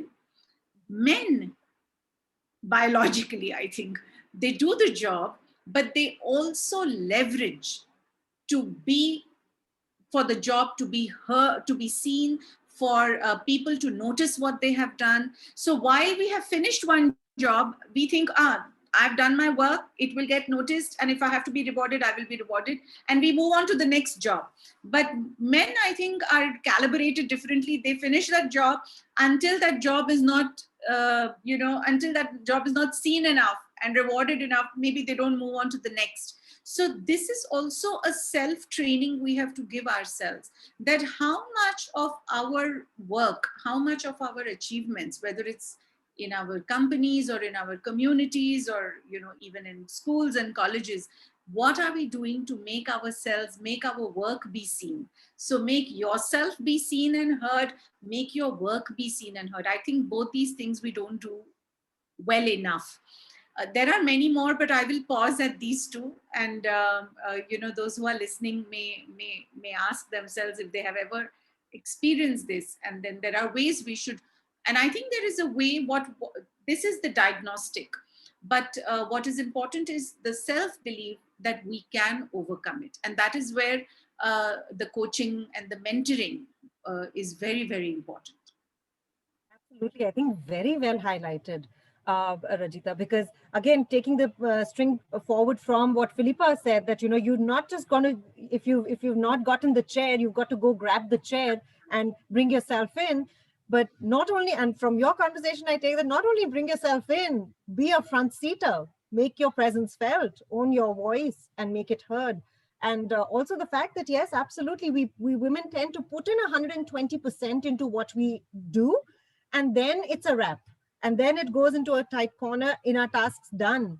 But we seldom do, kind of talk about what we've done or self-promote. And I don't think talking about your work well done is something to be shy away from. Deepika, that is our culturing, that is from childhood we are told to, at least I can say in our culture, in our kind of, where I come from, we were told you should be humble, be simple, be humble, don't beat your own trumpet. That is different, I'm not saying we should be aggressive or arrogant, but what is rightfully achieved by you, it is important that you let it be seen. I always ask women, have you thought about what is brand you? What do you stand for? What do people know you as? What do they associate with you? And that association only comes by repetitive expression of either voice or your action or your thought. And that is necessary to be done. Women often complain that I didn't get considered for a project or the promotion or whatever. But what we fail to see is that we didn't make the effort to be seen. And it's a crowded world out there. It's a busy world out there. Nobody has the time. So we need to make the effort in an objective and a very objective way for ourselves to be heard and seen. Absolutely. I think, owning your own visibility is almost like owning your own self-respect. If you don't respect yourself, how would you, have... Very well said. Own your own visibility. Very well said. Thank you. So having said that, Rajita, last two questions. I know you have a commitment beyond this as well, but one question which is very interesting, and I think a lot of us coaches and mentors struggle with, is that as much as women know and realize the importance and seek guidance for overcoming these challenges, right? They often hesitate in taking those up. What I'm trying to say is that there isn't a tangibility metrics, like let's say when women go shop jewelry, jewelry is costly, but they willingly go ahead and invest in it because they see maybe a tangible piece of gold or a tangible piece of diamond or whatever. But coaching and mentoring, how do we make that more visible and tangible so that women do not hesitate from investing into coaching and mentoring? Yeah, it's a very good question. And anything which is qualitative, like our evolution as a human species is a very slow and subtle evolution. So you cannot turn back and say, suddenly we changed from this to this. But in a very subtle way, we have been evolving as a human species. And coaching is like that. I would like to say to everybody here that, coaching is almost like growing up. See, when you meet a friend from school, then you can see all the changes. But to those with whom you live every day, you cannot see those changes on a day-to-day basis. So be ready that it may not be so obvious for you on a day-to-day basis, but know that if you are committed to the process, you will see the changes over a period of time. And then when you look at it with the context of time, so what I always ask, Deepika, from everybody who either does leadership training with me or our master classes, I personally invest a lot, because if you do say over a 3-month period, the master classes, then for that 3 month, I own that cohort and we are on WhatsApp. I'm giving them more time. So the point is, for coaches also, important to be more available through the journey. That's number one. Number two, for coaches and coachees to have some sort of a mutual agreement to connect at a regular interval, even after the coaching process.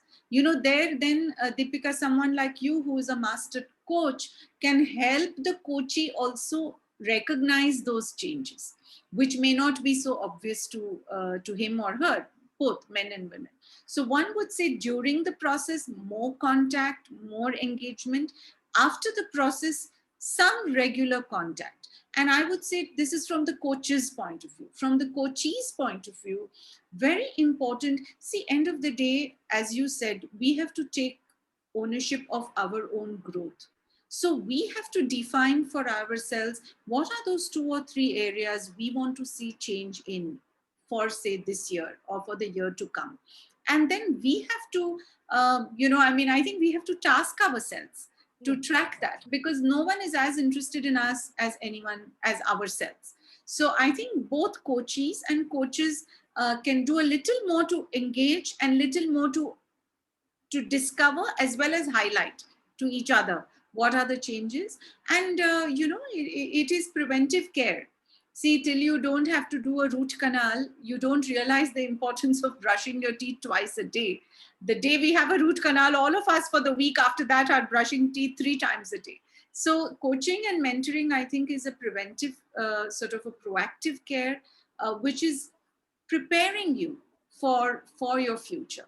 So it's so beautiful, it's so important, and it is because it is so personal. I think it is so nourishing. I personally feel it's a very nourishing process. Indeed. In fact, at the Corporate Diva platform, we've got the Corporate Diva tribe that stays connected even after the cohorts are done. And the women who really get a grip of that and get onto that journey, you do notice the transformation that they achieve. And then the others then kind of sit back and say that, hey, I wish I would have stayed glued to that path. Yeah. I would have seen that transformation in myself too. So I think just that grit, that determination that we talk about all the time, I think that has to be incorporated in our own way of functioning as well. Absolutely. Yeah. Absolutely. And not wait for the root canal to happen to brush your teeth, to do it as a preventive measure. Correct. Well, absolutely. One quick last question. I know we've got a spillover of time happening, but just wanted to, get this from you as well, Rajita, that if you can quickly highlight the importance of role models in women leadership development. Cannot stop talking about that. What I say to everybody is that we are role models. First is know that you are a role model. In our university, Deepika, around our university, we have many villages. And, sometimes when I interact with the women from the villages, I come back more empowered because of them than them feeling empowered by me. What they feel is different, but I take away so much from them. So no matter who you are and what you do, we are ourselves role models to someone in our life. And I think that's an extremely energizing thought. It's an extremely, it's an empowering thought for ourselves. So firstly, I would say that every woman is a role model to somebody in her life. To a young niece, to a young colleague, to your own children, to your neighbor's children, to anybody around you. Every one of us is a role model. Let us first know that. That can empower us. And number 2, we don't have to seek dramatic role models. Role models are around us. For me, I was listening to all the talk, like in our university, Deepika, the bulk of our faculty are young assistant professors. For me, each of these ladies is a hero, because the way they had to manage the pandemic, they taught with babies in their laps and, maybe an elder family member lying on the bed next to them because, maybe they were not well or something. I mean, this is hero stuff. So I always advise even young girl students, don't seek role models only on Instagram. Role models are around you. You can learn something from everyone around. So look for role models which are closer to your life, which are more practical for you also to. Sometimes otherwise, what happens? That lady is so good, or that person is so amazing. But you know what? Her life is like that, so she can be. It doesn't work for me. And then that's where it stops. I think seeking role models which are closer to your life situation can help you integrate more from their life examples. So just to conclude, I would say everybody is a role model. That thought should nourish you, empower you, and know that there are role models all around us, and see what best we can get from everybody. We can get something from everybody.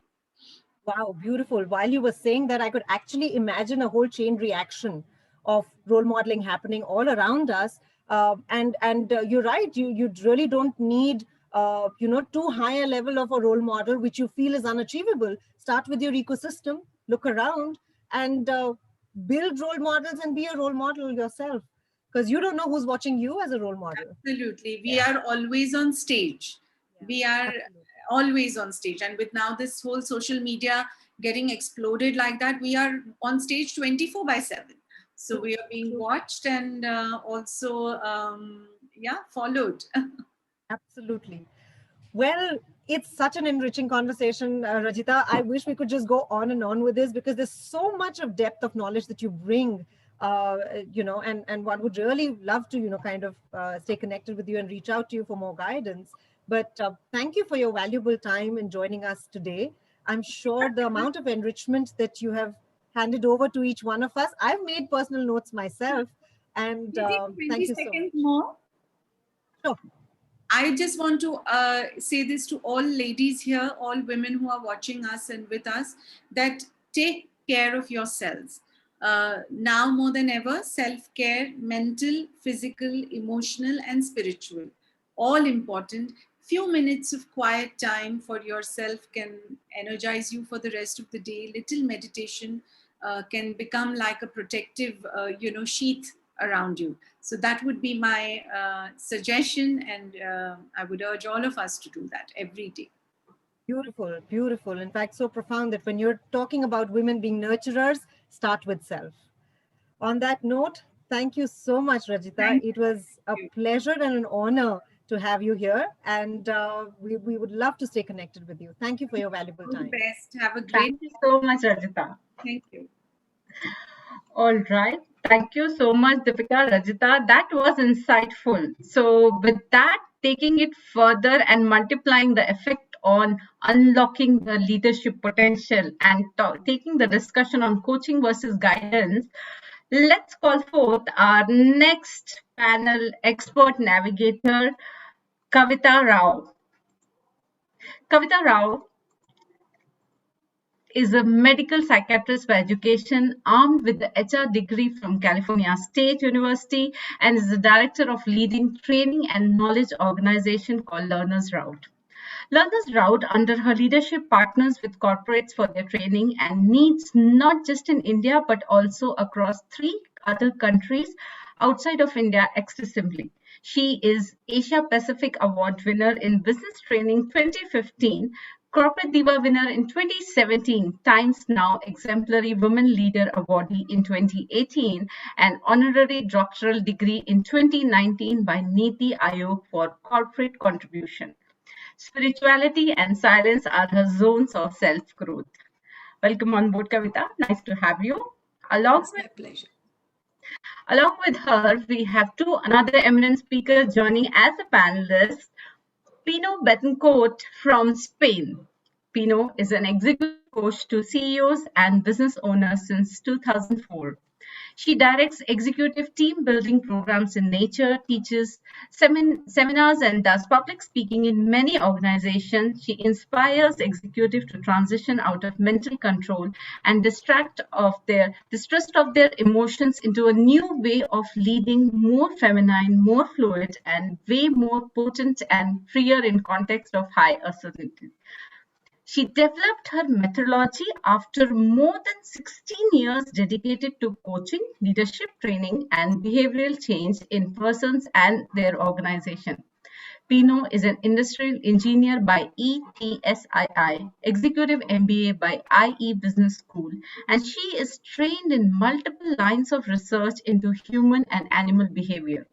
She has published 5 books and actively participated in TV and radio, apart from being an executive in MNC firms, entrepreneur and businesswoman, MBA professor, public speaker, and promoter of Women's Association. Welcome on board, Pino. Thank you.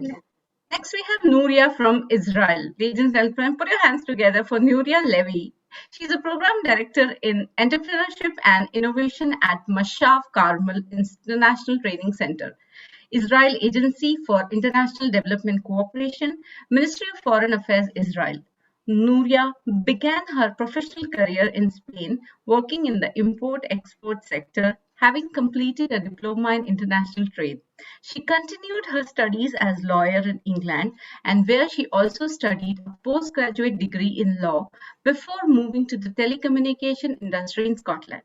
Currently, she is responsible for the innovation and entrepreneurship courses in English and Spanish. She excels at empowering and stimulating Mashav's participants to manage projects, including business model, innovations, leadership, and communication.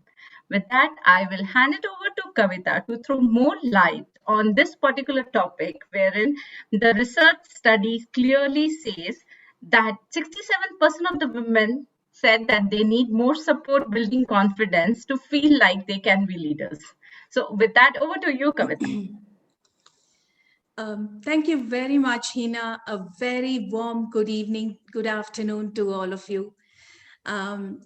This topic, when we were approached by Corporate Diva, I jumped at this particular topic, especially in current times. Firstly, my thanks to the Corporate Diva Summit for organizing these kind of events. It not only broadens everybody's horizons, but also helps in cross, knowledge transfer. So thank you for that. I am glad to, pick the brains and also engage with people from two different parts of the world. So it'll help us, intermix different perspectives into leadership potential, and when it comes to coaching and guidance for women leaders. Welcome, Nuria Levy, and thank you.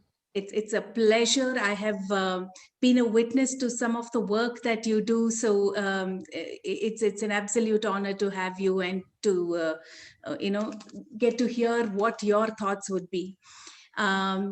Pino Benthencourt, anybody who's on social media in the coaching space, it is unlikely that she would not have crossed your path on a social media space. So, Pino, it's a pleasure to have you. I have seen the varied interests that you seem to have, and the number of people who you've managed to, really lift. And we are hoping to hear your perspectives and how things work, and if it can come handy for the women leaders who are a part of our audience as well right now.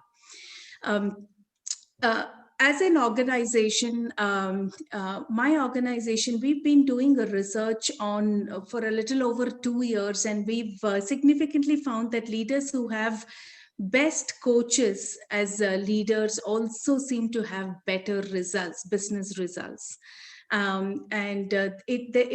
Experts also say that, lifting others, by lifting others, we actually lift ourselves up.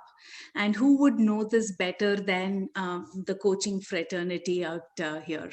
So in that context, I'd like to ask you, Nuria, my first question to you would be, coaching is very relevant, and that is an undisputed fact for sure.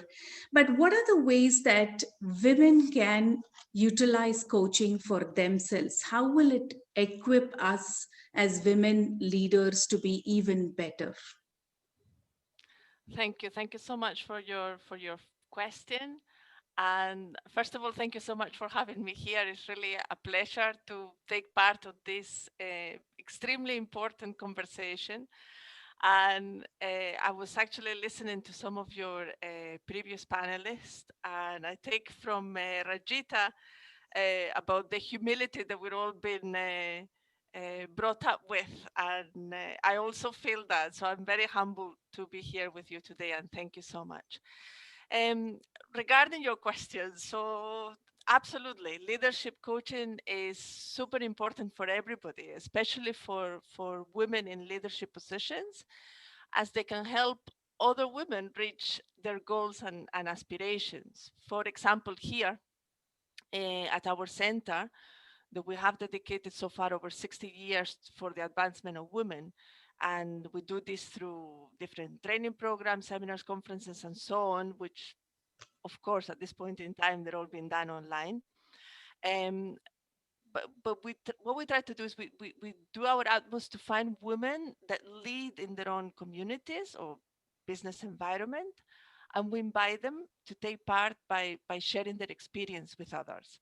So this exchange becomes a natural way for growth and encourages others to try and come out of their own comfort zones. So in a way, we try to foster their abilities, and through the course of the different activities, we allow them time to cultivate their own talents and ultimately emerge more successful from this whole experience. Yeah. So we hope that more and more women assume the leadership roles and also become mentors and close the existing gender gap. However, we understand that workplaces also must do a lot more and provide better policies and be more creative to ensure the equal opportunities occur at all levels. So I would say there must be a constant journey of growth that feeds into the next generation. And if we want to, the changes that we achieve as women to actually become permanent and worthwhile to build on. Um, I can't agree more. These changes get permanent, and like our previous speakers were saying, and it is a very slow process. You need to give it time. There is a beautiful saying: experts believe that a good coach can help you win a game, but a great coach can transform your life as well. So picking up threads from what you have said, Nuria. My question to you, Pino, would be you have been very active in the coaching space, and we do know that you have contributed to varied, people from varied backgrounds as well. So, my question to you, therefore, is what are some of the changing trends in coaching that you see at this point in time? And what would your top 2 or 3 advice be for coaches to adapt to, given the future scenario? Well, I think that the biggest trend that is happening in coaching is the changes that have come with the pandemic. Yes, let's say that because the pandemic has put a huge pressure on mental health on a global level, it is helping coaches everywhere become more respected and get more work, because being a coach is a very tough business, okay? We live in a world where a lot of executives are overconfident and undercompetent in their ability to manage their own emotions and everybody else's, which means they think they're doing a better job than they're actually doing. And that means that they don't get round to hiring a coach often enough. And when we were working as we were working before the pandemic, bless you, Kavita. Thank you. Before the pandemic, we could keep being undercompetent because it didn't really show on the results. But now the level of uncertainty that all businesses and economies are facing worldwide, and the new situation of working remotely is putting a huge pressure on that emotional management that we need to do inside our businesses, yes. And so this is helping a lot of companies and executives realize that they're not good enough and that they need to invest in doing this, yes. My top advice to anybody who's in the coaching space is to trust what they're doing and to invest a lot in their own personal growth. Because we live in a world where titles, more titles and more names and more achievements seem to make you better. But in the coaching space, that is not true. Okay. The more titles and achievements I see behind the name of a coach, the more I begin to think, ooh, what's going to come in behind here, yeah? And when you're doing coaching, the thing is that you are guiding other people to overcome personal hurdles. They're personal, they're intimate, and they're invisible to other people, okay? And if you haven't done that work on yourself, you don't know how hard it is. You don't know how many times you stumble on the same hurdle year after year after year, and you become impatient, or you start to sell all of this improbable theory and all of these magical methods that can't really be applied by the client you have in front of you, yeah? So my top advice to anybody in the coaching space is always going to be invest in yourself, do your personal growth, keep studying, but get to know yourself and choose seminars, courses, and coaching engagements that are going to help you improve. And don't worry so much about results. We're always talking about results. But the truth of the matter is that sometimes you have to get bad results for a little while because you're investing in improving. And that investment in, you know, selling a little less for a while or having a few bad months, or even I've had terrible years, not a few bad months. I had 10 terrible years, but they were the best investment in R&D that I could ever have done for my coaching ability. So more than ever, there's so much uncertainty. Businesses, executives, companies, and whole economies are going to need more coaching than we ever needed before, if we're going to help tackle the mental health issues, along with psychologists and psychiatrists and all of the other professionals that intervene in other environments. It's coming. This big wave is coming, and we need to be prepared to manage it. And it's not a mental preparation, it's an emotional preparation. What you've said, Pino, is very profound. One of the exercises we do here in India is also track the people track the amount time you sleep, people track the food that you eat, etc. with smartwatches. One of the things that spiritual practice in India also teaches you is track the hours of silence that you've kept for yourself. And I completely agree. As coaches, as coaches, people absorb a lot more, and we can't keep chasing results. It's the process that counts.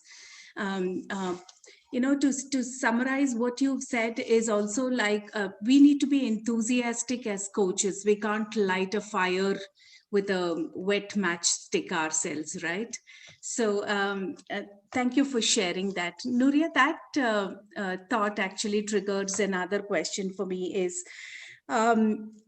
you run a center which runs a lot of innovative practices for both men and women, and our focus being specifically on women. My question therefore to you is, what are some of the innovative coaching programs that you have encountered, or something that you have tried, which can help other coaches as well? And the follow-up question to that is, keeping future, what aspects should women coaching programs manage? Like Ms. Pino had mentioned, the COVID has changed the dynamic. So what worked 2 years back we can't rely on that. So coaching programs, if you can tell me what should get into it for keeping the future dynamics, that would really be helpful. Okay, thanks. A lot of our programs are actually geared to the actual training, capacity building. Part of it will be designated to coaching and to become better coaches, better mentors, better leaders in general. What I would say is that coaching itself, in my opinion anyway, doesn't really come natural to most leaders. And indeed, they really need to work at it to become good and effective coaches.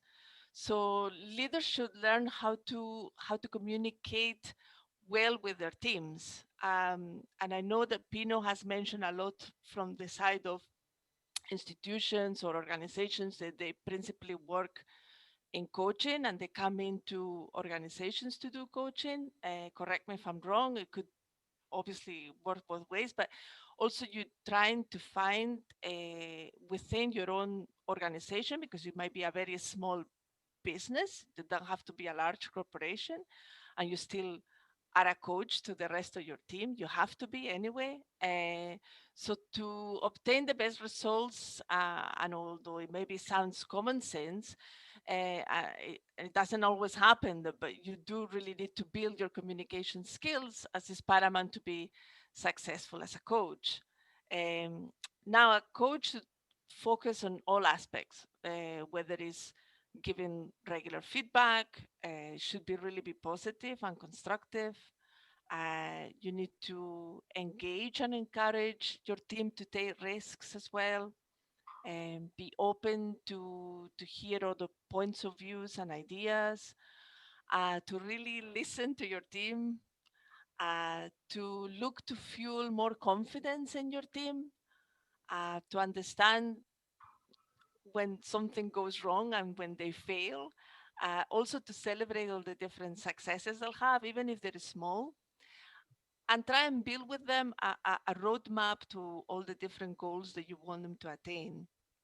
Encourage them to find their own solutions, and that's very important, because sometimes we forget that by asking them what you think you would like to achieve out of this, they actually, people can come up with their own solutions. And I think that's the best lesson a coach can actually give to the coachee. Absolutely. And I liked one point when you said that encourage them to find their own results.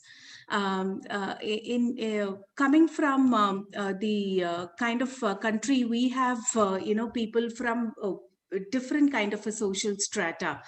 And you would be surprised that you would find rural women who are probably not educated, but have grown the rustic way. They are very resourceful, and they are able to find the answers. Their courage is, indomitable spirit that you find among some of the, and you would also notice that in the older generations, our mothers' generations, probably who have gone through much tougher phase than us. So that is something that also needs to come in as an element of coaching, I would think, given the uncertainties that we are facing. And if you talk to medical experts, I come from a family with number of doctors, and they say COVID is just the beginning. So I guess that is one of the best things that we can also include into a coaching program, managing uncertainties for sure. Pinu, I was reading one of your social media, your fan club, I should say, on social media. One of the comments that came about was revolving around how the difference between leaders with coaching skills and leaders without coaching skills, and what kind of an impact it has on business as well. So my question is in line with that for you, which is, in your opinion and experience, what are the different types of coaching that women can aspire to look for? Many of them believe that coaching is for the senior leadership largely, but that is not the truth. It is for everybody, and you just need to know what it helps you gain clarity regardless of what stage of life or what background you come from. So if you can tell me, for women, and we have varied audience listening to us, what are the different things on which women can explore coaching and guidance as a powerful tool to move ahead? Well, it's a big question. Look, I think that one thing we forget as women is that the men that we have today are a reflection of the women we are today. And we spend a lot of time complaining and criticizing and discussing what needs to change in the environment and what needs to change in the system and what needs to change in the men. And we don't spend enough time talking about what needs to change within ourselves. And this idea, it's both a coaching leadership idea, and it's also a spiritual idea. You know, there's two key things that I would say. It's in every line of spirituality around the world. And going back to what you were saying, it is what gave strength to earlier generations. The big difference between our generation and our mothers and grandmothers is that we have been shaped into a very rational kind of person. We've studied so much. We've got so much education, which is a wonderful privilege, but it has also made us leave behind the instinctive, the wisdom, the emotional, the spiritual. Yes, we've discarded that. Oh, no, that's dumb because it's not intelligent and scientific. And the truth is that when uncertainty comes, the intelligent and scientific can't help you because there's no data. So intelligence is great when you have data to process and you can say 2 + 2 = 4. But when you don't know what to add to what, you don't know what the result is going to be. And you need to go back to your wisdom. Yeah. And that is where coaching and training and therapy and spiritual guidance, and there are so many things out there. My advice is anybody, you know, the first thing is always focus on trying to be a better person. Find a better version of yourself every week.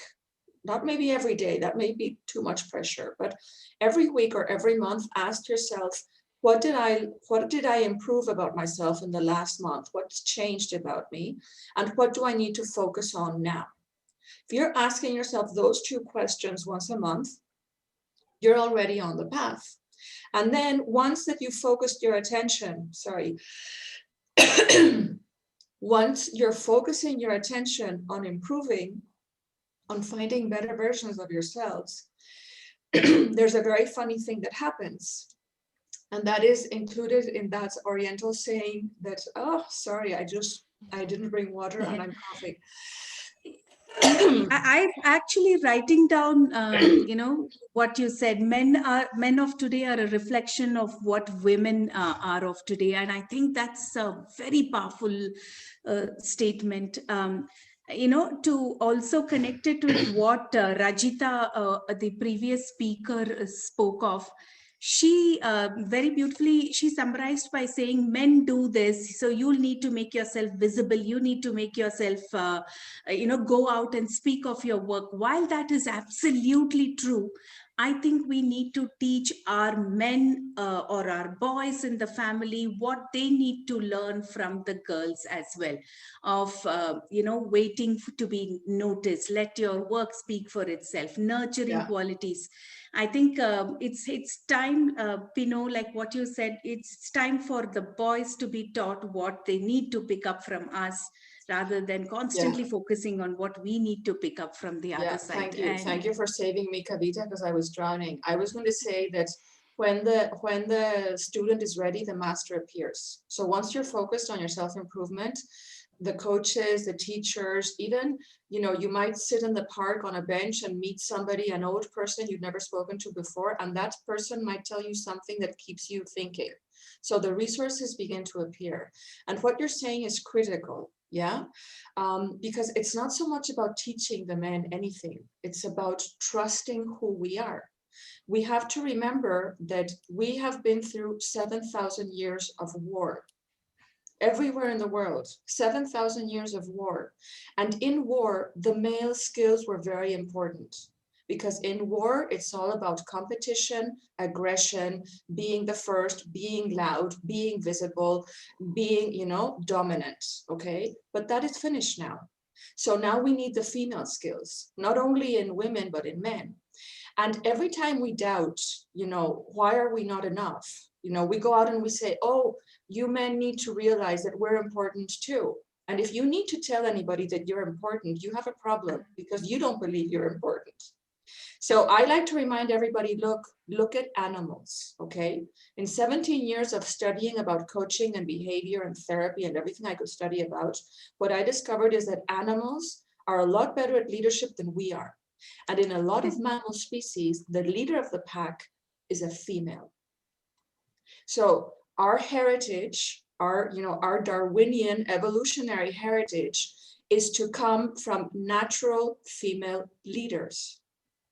Okay? And it is so instinctive that when men encounter a woman that is completely sure of herself, that doesn't need anybody to tell her that she's important or smart or good at what she's doing.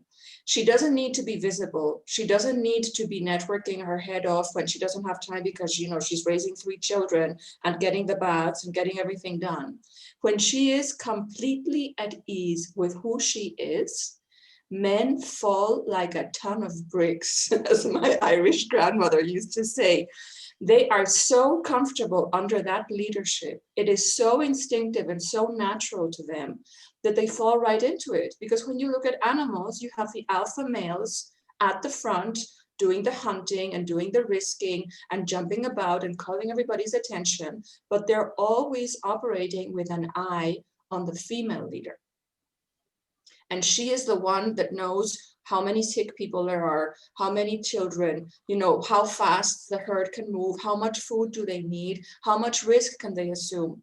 And that works seamlessly in animals. The masculine and the feminine leadership work like, it's like a song. They dance together and they survive daily because they dance together and they have no conflict between the female and the male. Now compare that to what we're doing. We're fighting all the time about who's better and who. Forget it. Just become the best version of yourself. Love who you are, appreciate who you are, and jump over every hurdle within you that doesn't let you believe how much you're worth.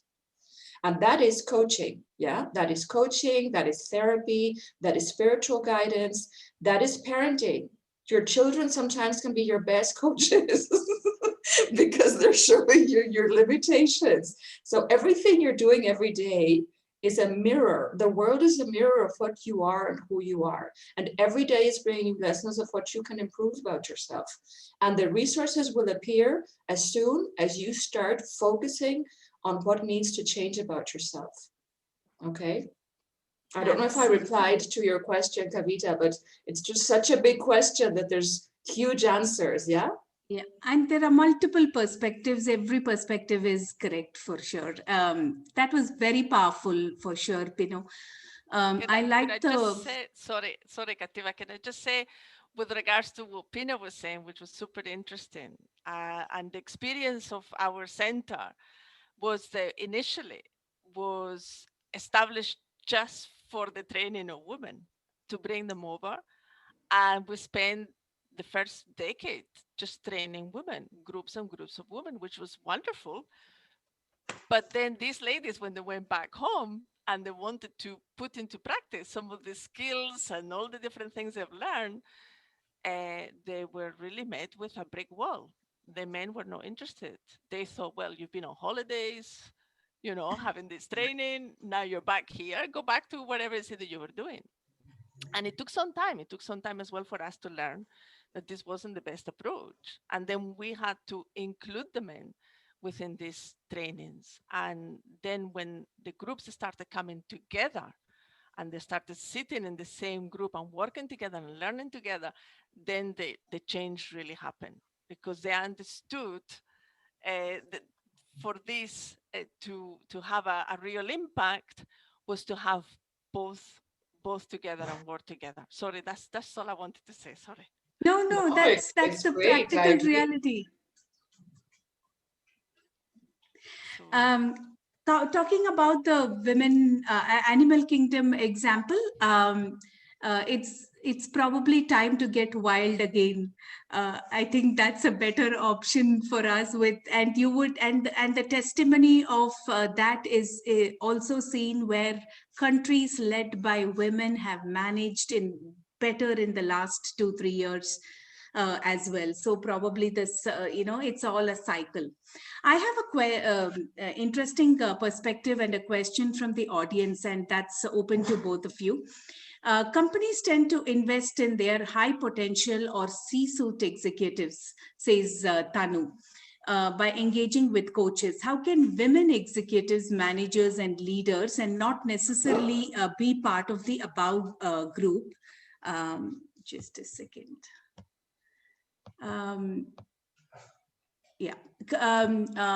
Not necessarily part of the above group, go about clarifying the right coach for themselves. I think this must be a question of every middle manager or emerging leader.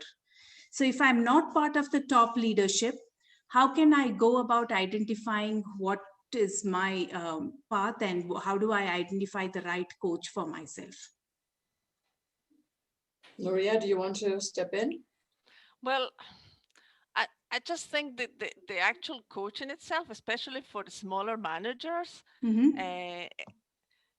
it's just very important that they actually do take that role, and that they're actually given the tools to be able to sit down with their team and actually develop their own team, because developing that team and working with them is going to bring better results, which ultimately is going to reflect on the manager, and the manager can say, well, look, this is what I'm doing with my team, and we're providing much better results as well, even though they don't necessarily receive the support from above, because they are maybe lower in the ladder, so to speak. But this is a great opportunity for them to actually climb that ladder, and for them to show that even though they're lower management, they can still make an impact in the company and produce potentially better results than other teams. So this, I don't know, I just think Right. And I think what Pino said is also, just a minute, Pino, what Pino said was very powerful. Don't go with a number of titles when you're choosing your coach. Go with what resonates with you very well in terms of what they are saying and the kind of language that they are using. Yeah, Pino, on to you. Yeah, I was going to say, look, the first thing you need to do is ask the organization for coaching or training, or coaching and training. Just go to human resources and say, look, I want to be a meta manager and I want to receive help. What resources do you have for me? And then companies sometimes have the resources and sometimes they don't have them. But if you don't ask, they won't even know that you're needing it or wanting it.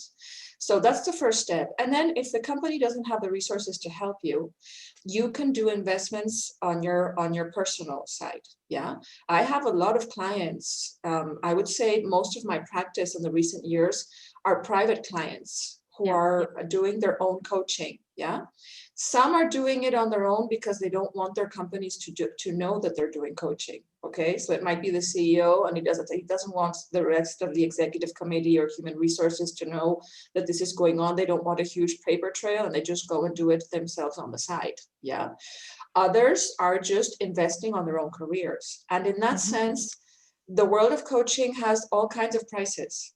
So there are lots of things that you can do. There's lots of coaches.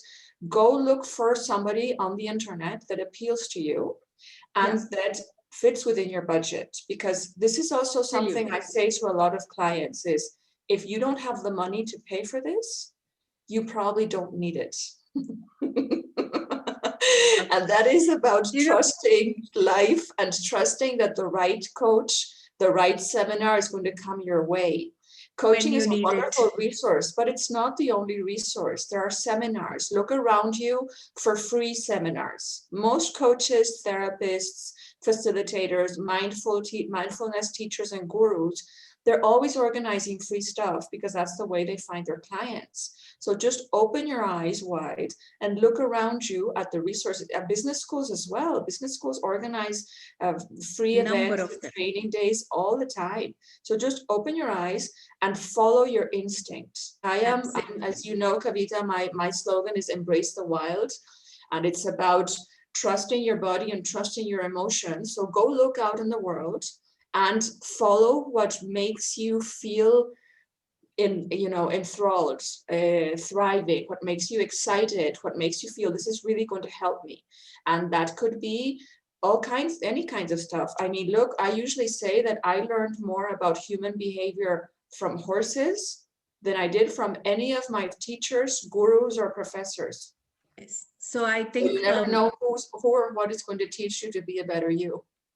Yes, and so to summarize all of it, I just think we need to be open, and the underlying word that I hear from both of you says, trust yourself, and when it'll come to you in different ways, be open and trust what's coming into you. So I'd like to summarize, given the constraint of time out here, we could go on and on, but for all the women who have tried multiple things, if you are on the crossroads of moving on to the next level, where the crevices and trenches that other programs can't go into, coaching can get into there. So explore that, and like our speakers said, the social media has a barrage of different experts who are willing to support you directly or indirectly. So the world is your treasure trove. With that note, thank you, Nuria. Thank you, Pino, for taking time. I do not know what time it's in your part of the world, but I'm certain this has helped broaden horizons. Thank you. Thank you all, and continue to enjoy a wonderful seminar today. Thank you, Pino. Thank you, Nuria. Thank you, Kavita. That was noteworthy discussion. It certainly said that organizations will be instrumental in helping aspiring leaders advance, and women are eager to do their part. In fact, 57% of the women says that when asked for what training and development skills were needed to bring forth them into the leadership roles, they want to cover these topics of confidence building, decision making, networking, and critical thinking. So they realize what they want to do today to impact future generations of working women, and they are prepared to take action to help others advance in their career. So all the women out here, own your career. Don't wait for someone to tap you on your shoulder and present an opportunity to you. With that, we move on to our next panel, which is very important in all aspects of life. It is, as mentioned by Abhinav Bindra also, that please don't leave the human side of the element for anything what you do in life. And it is a need of the hour, with the pandemic evolving every now and then with its peaks, highs and lows around us. Balancing parenting, relationship, life work, and nurturing yourself as a leader. With the diminishing lines of life and work, and balancing between the expectations of people at work, this is the time when it is important to address this topic. Disturbingly, the survey indicated that overall employee stress level had risen nearly 20% in 3 decades. In fact, 8.3% increase in emails sent after business hours as compared to pre-pandemic times, and consequently, the average workday became 48.5 minutes longer. There's 69% of growth in number of chats per person after hours, and I'm sure the audience out here will agree to these stats. 66% of people have lost sleep due to the work-related stats. And to throw more light on this, how we can deal with this further and make it better for our work-life balance, may I call upon stage our expert navigator, Rashmi Shetty. Rashmi Shetty, an attitudinal coach, motivational speaker, radio jockey for a decade, and a chat show host, is on a journey discovering facets of herself. A mother of 2 boys in their early 20s, a visiting faculty to city colleges, facilitating leadership programs in the corporate world, a storyteller as an MC, and the Bhagavad Gita is her inspiration. She is recipient of a national and international award for scripting and narrating radio documentaries, and is passionate about building and supporting women leaders, with decades behind her in terms of experience and overcoming challenges that come in the way of women professionals' career. She is determined to make this difference. With her, we would have the panelist Uma Rudd from Singapore joining. Uma Rudd is an award-winning creative director who currently heads up the creative department at Vibar Shandvik. Uma has held regional and global roles at leading advertising agencies in Hong Kong, Australia, and Singapore. With over 60 keynotes on innovation, women empowerment, and creativity under her belt, she has graced the stages of 9 countries and engaged over 1 lakh plus people. Uma is the founder of the Female Idea Movement, a platform to advocate inclusivity, gender equality, women empowerment, and the need for the more women leaders in the creative arena. She has created her own phonics program, Reading Pants, sung in 2 best-selling a cappella albums, and authored 2 books. Welcome on board, Uma. Last but not the least, we have Martine Gibson from UK supporting this particular panel, and Martine brings with her an experience of empowering people, changing lives with mental health counseling and personal performance coaching. For Martine Gibson, mental health is her absolute passion since the age of 10 years in 2014. After 15 years in business management, she took the leap and left the corporate world to retrain in therapeutic counseling and graduated on her 40th birthday, an achievement. Time doesn't stop growing, as she believes it's never too late. Very true, said Martine. Later, she began her counseling journey supporting people with mental health problems such as stress, anxiety, depression, OCD, and PTSD. During the first lockdown, she decided to set up her own medical health practice, and in April 2020, Ready, Set, Go, Success and Wellbeing was born, offering therapeutic coaching and counseling, well-being sessions, and meditation services to those who are committed to make and implement positive change. She's a seeker of magic, and it believes sometimes we just need a little help to find our magic. With that, I'll hand over the baton to you, Rashmi, to take forth a fruitful conversation with this 2 eminent panelists. Thank you, Hina, like always charming. And welcome, Uma and Martine. You know, our panelists before and the panelists that were there right from the afternoon, starting with Abhinav Bindra, had set the tone for this session. It made it that much more easier because now I don't have to bring out the statistics to say what is wrong and what needs to be corrected. Let me move straight to a story. I coach women leaders, and just the other day, most of them choose weekends to be coached because that's the time they're away from work, and they manage early morning hours because their kids are sleeping and that time is for themselves. And just the other day, during one coaching session, suddenly, when we were discussing something, the door opened and her 5-year-old walked into the room. She immediately apologized profusely and she said, Rashmi, just give me 2 minutes. I'll go put him back to sleep because it's very early and he needs to go back. This is my time. She did it and she came back and then apologized profusely. But then this is the new normal.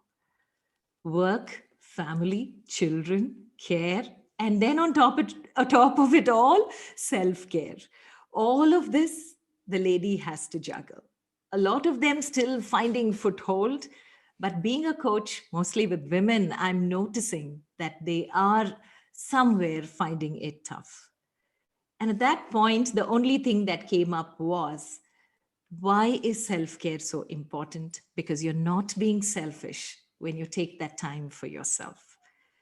Whoever you're caring for, the caregiver needs to find time for replenishment. And that's how this session, though it's coming towards the end of the summit, like they always say, last but not the least, this is an important part of what women are doing globally in order to make sure that self-care is on their must-do list. So without much ado, without talking anything more, I hand it over to our first panelist, Uma. When we are talking about this topic, how did you and your spouse handle this huge challenge, especially as officers came home? Literally, every day started mattering, every hour, working hour started mattering. And how did your children cope? How did you help them in the process? Uma, can we start with you? To be honest, I was struggling. You know, it's crazy. You're thrown into it and no one had prepared you and told you, listen, a pandemic is coming. You know, let's take out the playbook. Let's create something and tell people what to do when they go home. No, Suddenly there was a lockdown. Suddenly somebody in your office, was found to have been close to a COVID-19 case. And you know how Singapore is. In Singapore, everything goes under extra strict paranoia. So when that happened, I remembered at first I was thinking, hey, I get to spend more time at home, right? But the other thing about Singapore is you've got small condos. Majority of people live in smaller condos. You don't have the garden. This is a virtual background. It's a fake garden, okay? You don't have the garden. You don't have that extra place to go. Suddenly, when you find that both your kids are studying, at home and they're going through school, because fat chance Singapore's going to close schools.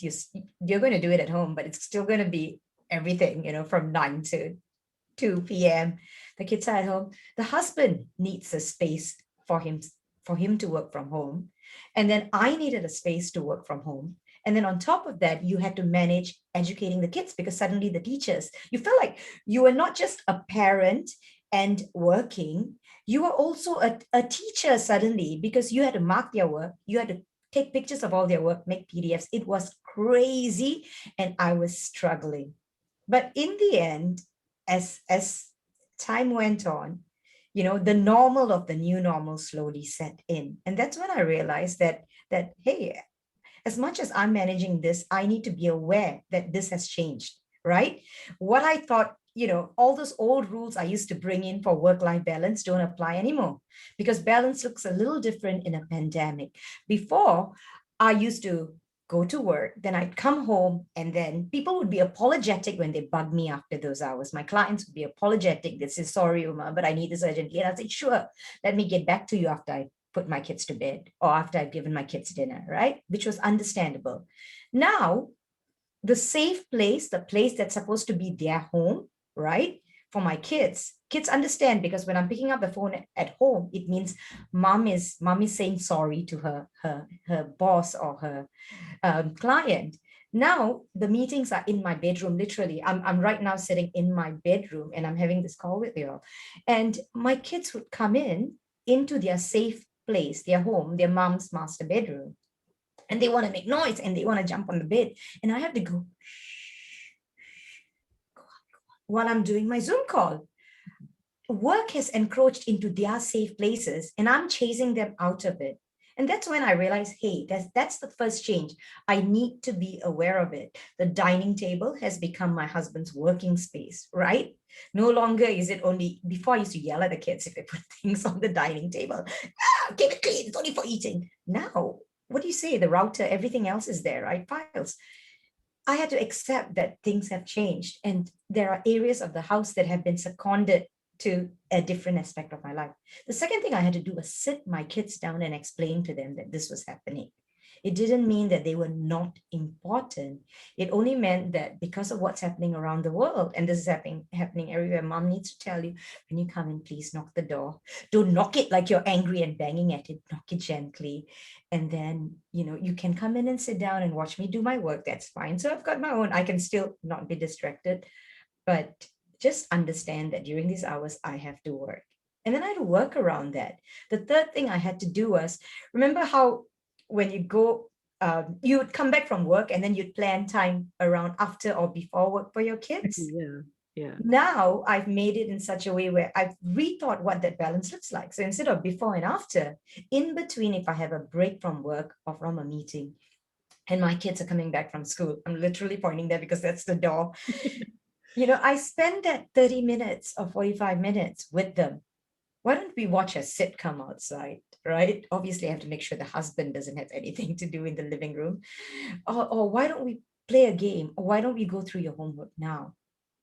Because I've made that time in between. So I've learned to take time in between work, because if I don't do that, it just never stops. It just goes on.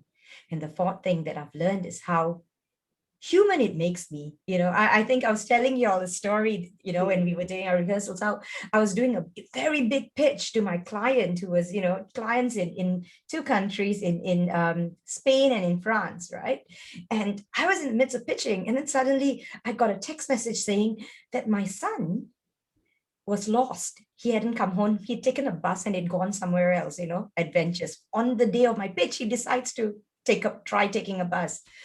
My daughter has the school bus came and my helper's texting me. I'm getting a text message from the outside of my door to the inside of my room saying, Sarah's not back yet, ma'am. The school bus came and went and she wasn't in it. So I started panicking and the clients are like, what's happening to you? And I had to tell the client in the middle of the pitch, this is happening.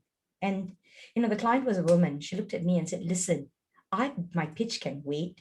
I'm going to still listen to what you have to present. It's very exciting, but take 15 minutes to do what you need to or longer. We can come back another day. And I did that. And then when I came back, I think it softened her heart because she saw that I was also a mom in my struggles. We won it. I mean, we did a good job, but that's the other thing. Suddenly people are seeing you at home. In the office, you're always in this professional outfit, always, dressed up, putting on your makeup, fixing everything. Even if 10 minutes before you stepped into the office, you were crying, right? As a woman, I mean, we go through so much. But suddenly in this place, you must be vulnerable and they see you in your bedroom. They see your children walking in, sometimes, I mean, I pray they don't run around naked to the bathroom behind me, right? But they see it, they see you as a parent. They see the other side of you, not just the professional woman who's always making the right decisions and on the go. They see you as a parent who's vulnerable. And I think that's a great thing to show and not be embarrassed about. And those are the aspects that have helped my husband and I actually embrace the new normal. It's very chaotic, but it's okay. Oh my God. Okay. And Martin, can I get you in here? How did you handle this challenge? Was it any different at all from what Uma was just sharing? It has its differences, but in the main, it was very much the same. I think at first it was so chaotic. But I think for me and my perspective with my child, because I'm at home with my daughter, so there's only my daughter and I at home, and being a single parent and still having to work and still having to, play both roles of mum, dad, teacher, everything all in one. For me, it helped to come up with some form of structure. So the structure had to take form of like a routine and balance that met for both of us. So there was changes on both our parts. And it's quite hard, isn't it, when you are in a space together all when normally you have that time apart, you're in your own environment. So when your environments merge, it has implications on your relationship. So you have to be more mindful of moods and, my daughter not seeing her friends and, I'm not able to see my friends and then us coming together. So it was making sure that we kept as much of a routine as possible and being mindful that things are different for both of us and being able to manage emotions and things in there. But one of the things that's been really, really important for me, and it's following on from the last panel, was self-care. And from what you've said before, self-care is so important. Making sure that you look after your mental health is so, so important. And for me, that was one of the biggest things, making sure that, yeah, we have to keep up with a routine. We have to keep up with work. We have to keep up with schoolwork and home life and everything. But taking time out to enjoy self-care apart and do our own thing, but doing some together as well.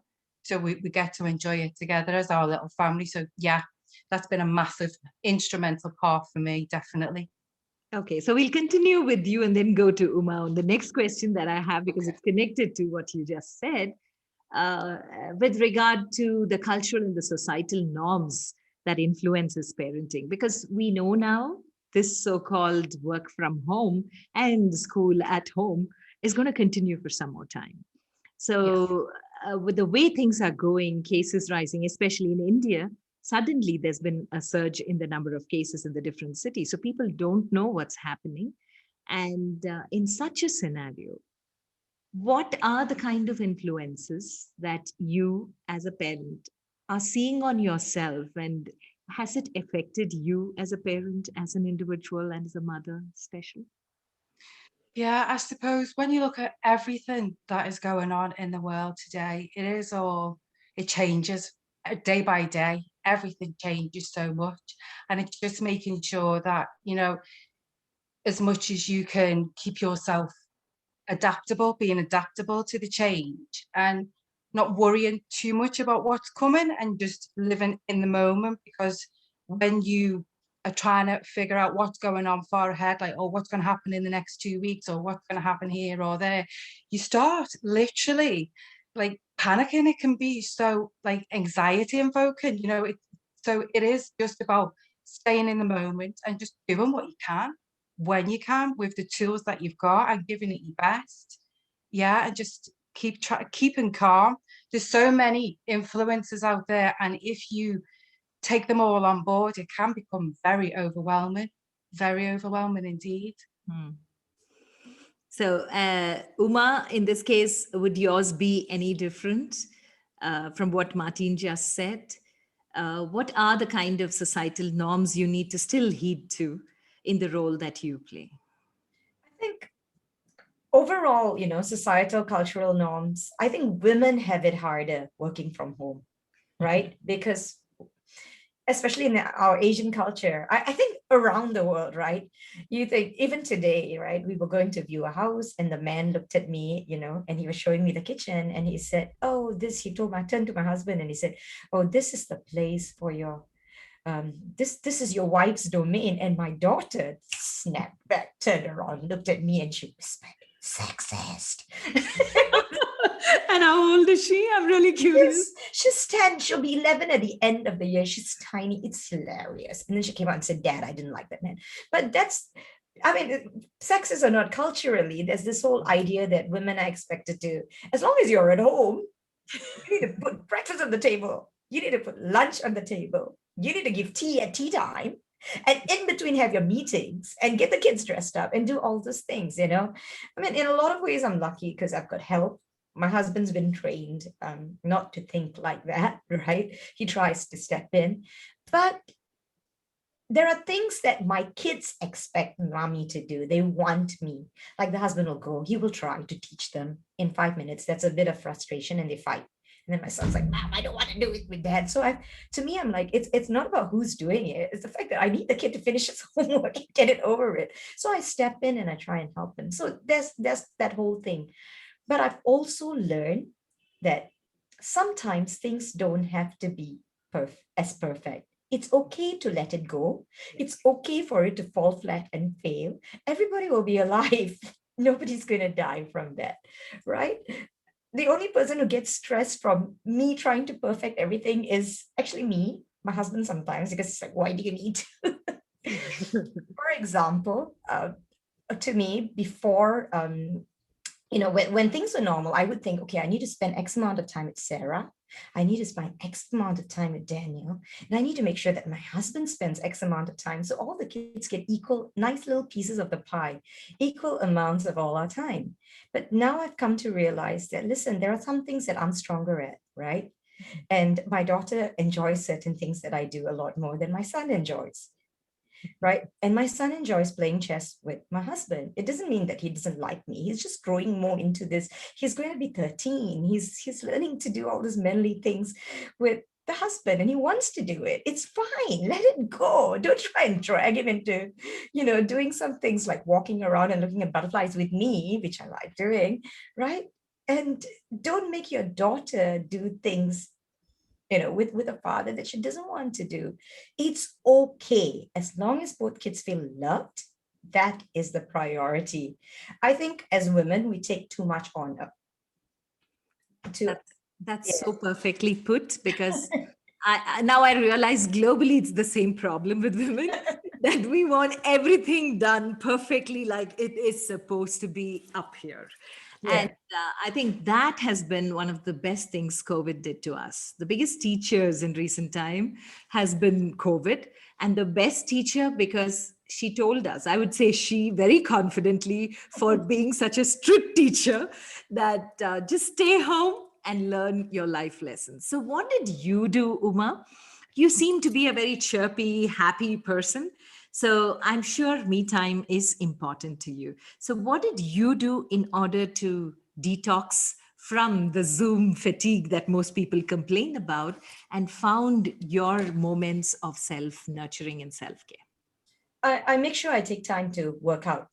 I think that's really important. I mean, it doesn't mean that I'm doing like a full-blown HIT. It might just mean going downstairs and having a walk around my condo. area, or just walking out to get a cup of coffee and then walking around my neighborhood, which is quite a nice neighborhood, right? Whenever I feel stressed, I put on my mask because you have to, and I get out there with earphones in my ear and I listen to music. I used to be able to pick up the guitar anytime because usually people are out, but now everybody's at home and I could be irritating everybody, right?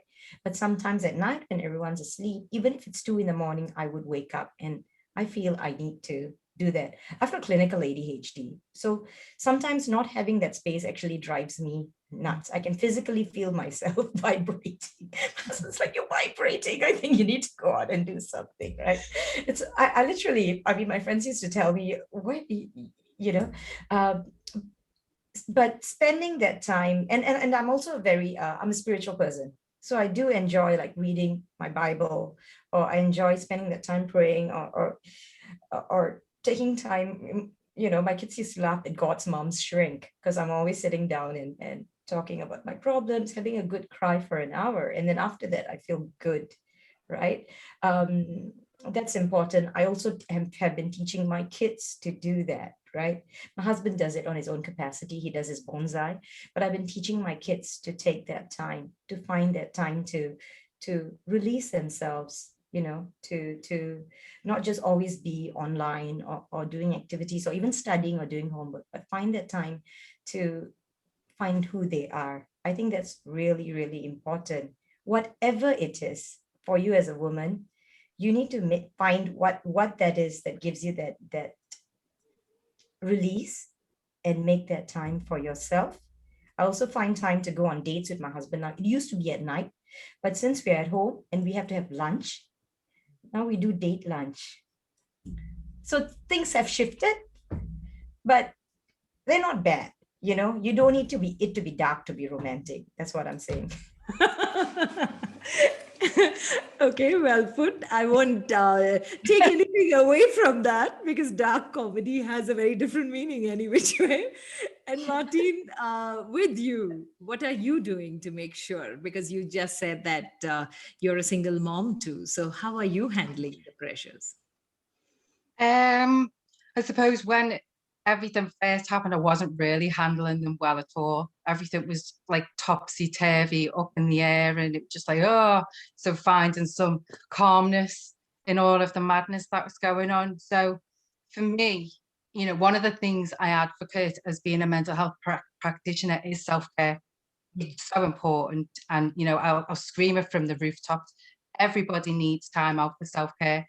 And following on from the conversations, it's not a selfish thing to do. Exactly.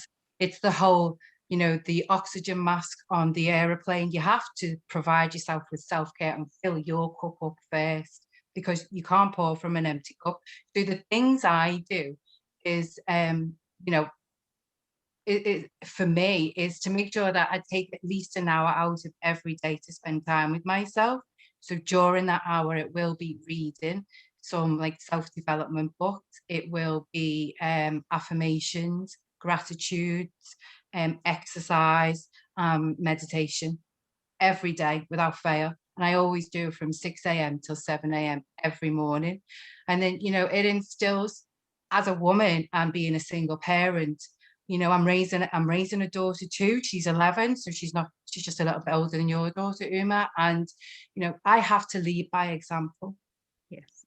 I am a role model for my daughter. And if, talking about doing things perfect and everything, if I slip, which is okay, and it's okay to show emotion and things like that. But at the same time, I have to remember, I'm raising a queen. I'm raising a little leader. So I have to be at my best. And although it's great to show that, not everything's perfect, not everything goes right all the time, it's about showing that always strive to be your best. And that doesn't just come in being a big corporate leader or being this and being that. It's about those pitfalls. It's about self-care. It's about showing emotion. It's about a collective of things. So yeah. So they're the most important things for me when it comes to self-care, is making sure that out of all the time in the day and all the time I'm spending with my daughter and everybody else, I have 1 hour a day with myself. It's so important. It's so important. And, you know, from what you said, that 1 hour, and what Uma said about exercise, there's one more thing Uma said, that when my son likes to play chess with my husband, it doesn't mean he does not like me. I think as women, we should get into that wonderful attitude that I believe in, which is called detached attachment. You should understand that your child doesn't have to stick to you the whole day. And if your child is angry sometime and reverts with an answer you'd least expect, or retorts very harshly, he or she is not being rude on you, because children themselves are frustrated with what's happening. They have no clue. We are learning along with them. And like Pino said in the previous panel, that sometimes I think our best coaches are the children, because they have a beautiful perspective of how life is and what life is, because we come from the studied experience we have, but they are fresh. And I think conversations with children at that point, more from the viewpoint to just take another one, can open up a lot about self-care. And I think that is where we as parents play a very beautiful role, because even those conversations can be our own self-care. And when we take that time out, it is not that we feel guilty that we are being selfish, because at that point, that is something that is not being selfish. Like you said, you can't pour from an empty cup. It is important to refill that cup, and with a stimulant that can push you to whatever you want to be. So there is this very famous interview with Indra Nui, the former CEO of PepsiCo, and she says that every woman plays so many different roles of daughter, daughter-in-law, mother, wife, and then a leader at the office. So what women need are coping mechanisms. So what she said at that point in her quote, which is very famous, is train people at work, train your family to be, your extended family to be that coping mechanism, because this relationship that you're developing with people all around you makes your life easier. So who is that extension that you are training in order to help you cope? Do you have that extended familial support, or any friends or anyone you lean on to help you cope? Martin, we'll start with you. Yeah, yeah, for sure. So I'm really close with my family. So yeah, I've got a couple of sisters. My mum is just like the most strongest person in the whole world. So yeah, my mum's always there for me. I've got a couple of brothers as well. And friends. I've got a really, really, really amazing best friend in the whole world. So I lean on her a lot, and again, she does with me. So we really support each other. I mean, she's like the best friend. I call her my leg, because I couldn't walk without it, type of thing. So yeah, it's making sure that, you know, we're nurturing those relationships, that I'm keeping up with them. So that family for me is really important. But outside of family, I make sure that, you know, I'm part of groups, because I'm in business by myself. And when you're in business by yourself, it can be a lonely place. And you don't have that colleague that you sit next to go, oh, I've had this idea, or oh, there's that, and what about this for development and things for the business and stuff. So it's making sure that I'm part of a group that I can have that kind of like mastermind with, so I can grow as a leader there. Okay, Uma, what about you? Well, I've got my mom and my brother are all living in different countries at this time, and I haven't seen them for ages. Okay. But my kids are my mom's only grandkids. So you can imagine how that is. But she calls me every day, and she reminds me that she's praying for me. My brother's always texting. We've got a little support group, which my husband's part of as well, and texting constantly. And one of the things I love about them is they're constantly texting positive things to each other. I've got a family who keeps telling me, you can do this. Like, actually last year I quit Webershare and Wick, and I started my own ad agency this year, and it's been doing good. I mean, there were times when I was wondering, what am I doing? But my husband texted, I mean, my brother, I remember he kept calling me and texting me and telling me, if anyone can do this, you can, you've got this, right? Just sometimes when you're not even sure whether you've got it, to have that support's great. And then I've got my husband. I mean, I have to say that he's been amazing. He was the one who gave me that kick and said, listen, if not now, when are you going to start your own agency, right? This is the best time. It is, he calls COVID the great reset. He said the world has gone through a great reset. Nothing you do is considered a screw up because nobody knows how to behave at this time. So go do it. You can't go wrong. Go do it. Because even if you fail, you can pretend it's the right thing to do and you planned it, right? So that's been great. But I also value and appreciate one of the things that I've taught my children to do from the time they were babies was to look at that. I've been taking them to work. When I used to work at Ogilvy, I used to take them to the office, because at Ogilvy, only 11% of the world's creative leaders, creative directors are women. So when I was at Ogilvy, I was the only female creative director. And I purposely took my kids to work because I had to put those late hours, but I didn't want to use my family as an excuse. And I enjoyed working, but I didn't want to stay away from my kids. So I would bring my kids in and they'd learn how to brainstorm and come up with creative ideas, right? But I've been teaching them to show them that you can have the cake and you can eat it. You can be a mom, you can be a great wife, and you can also be great in the boardroom, right? And you can enjoy what you're doing. Well, it doesn't have to be something that you do because you have to put food on the table. I wanted to show them that, right? And they watched me do it. So now when I give these talks on a Sunday evening, they know that mom's doing what she's called to do. I think that's important, that whoever you're getting to support you, to give that back, to know that to remember that whatever you're doing in your different roles are things that you're called to do. You need a bit of help. It's okay to ask for help. But just as they are giving into your life, my brother taught me this.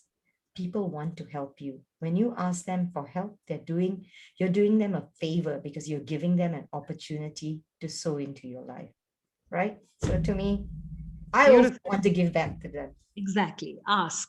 Okay, there is a question here. Any one of you can take it. What are some of the productivity hacks that you both use, which you would like to share? The productivity hacks that you have. Do you want to go, Martin? Yeah. I suppose for me, what helps make me productive is making sure I get a good night's sleep. I tell you that is part and parcel of being productive. And what keeps me going, I think discipline plays a massive part in me being productive as a person, because sometimes motivation just doesn't even come into it. Motivation can go quite quickly with me. So for me, with regards to keeping myself productive, having the end goal in sight, being disciplined, seeing that, and not being hard on myself when things don't go according to plan. Giving myself that time, being kind to myself, definitely. Okay. Uma, anything more to that? Because our questions are really piling up. Okay, I'll be very quick. One thing I learned before, I used to, pre-COVID, I used to think that productivity equaled getting as many things done within the day, right? Efficiently, being efficient, being effective. And I was very efficient, very effective. When you have ADHD and you hardly sleep, because my mind is constantly active, I get a lot of things done because of the nature of the way I am. Then I attended a talk, the Global Leadership Summit, where I was also an MC mid of last year. And one of the speakers actually mentioned something very important. He said, what is productive doesn't equal efficiency. And he said he could get 10 meetings done in the morning, but he started taking one half day in the morning to spend time to have a meal with his mother. It wasn't ticking the efficiency. He said, no, everyone knows having a meal with your mother does not tick the efficiency box. It could be 10 meetings at the time of one meal with mom, but it filled his heart with love. And it made him see that that was important. I think for me, in order to be productive, I had to reevaluate what during this period, especially, what are the things that are really important to me that I want to be productive at, that would add value to my life. And then when I started doing more of those things, it filled my heart with so much love and empowered me to do all the other things I needed to get done. Okay. Because kindness is one thing that most mothers say they need to give their children, especially with the pandemic on. Okay, there's one more interesting question. Do women tend to be more conscientious than men? Do we always have to uphold core values in whatever we do? The world doesn't seem to be working as such. Okay, any one of you can take this. Are women more conscientious than men? I suppose that depends on who you're asking, really, isn't it? Because we've all got our own core values and things. But I suppose the answer to are women more conscientious than men, I think it's whatever. It all depends on the man. It all depends on the woman. But when it comes to values, as human beings, from babies all the way up, we have values introjected on us, and they develop from such a young age, and they become embedded. And we start to build our lives upon our core values. Our behaviors develop through our core values. The relationships we get into, the jobs we take, and more importantly, the decisions that we make in life are based on our own core values. We each have them and we all live by them. There are rules of life, but we're not necessarily, or many people are not necessarily aware of what their core values are. So for me, I think core values, they do make they make the human. They are the human part. Beautiful. So one last question, Uma, you take this.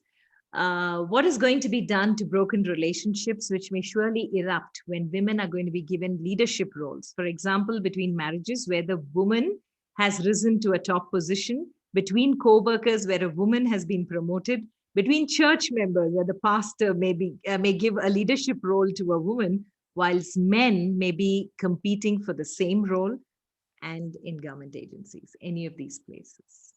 I think something that was mentioned at the previous panel, right, was that the men today are changing as the women today are changing. We are creating and shaping the men of today as we fight for what we believe needs to be the new normal for gender equality.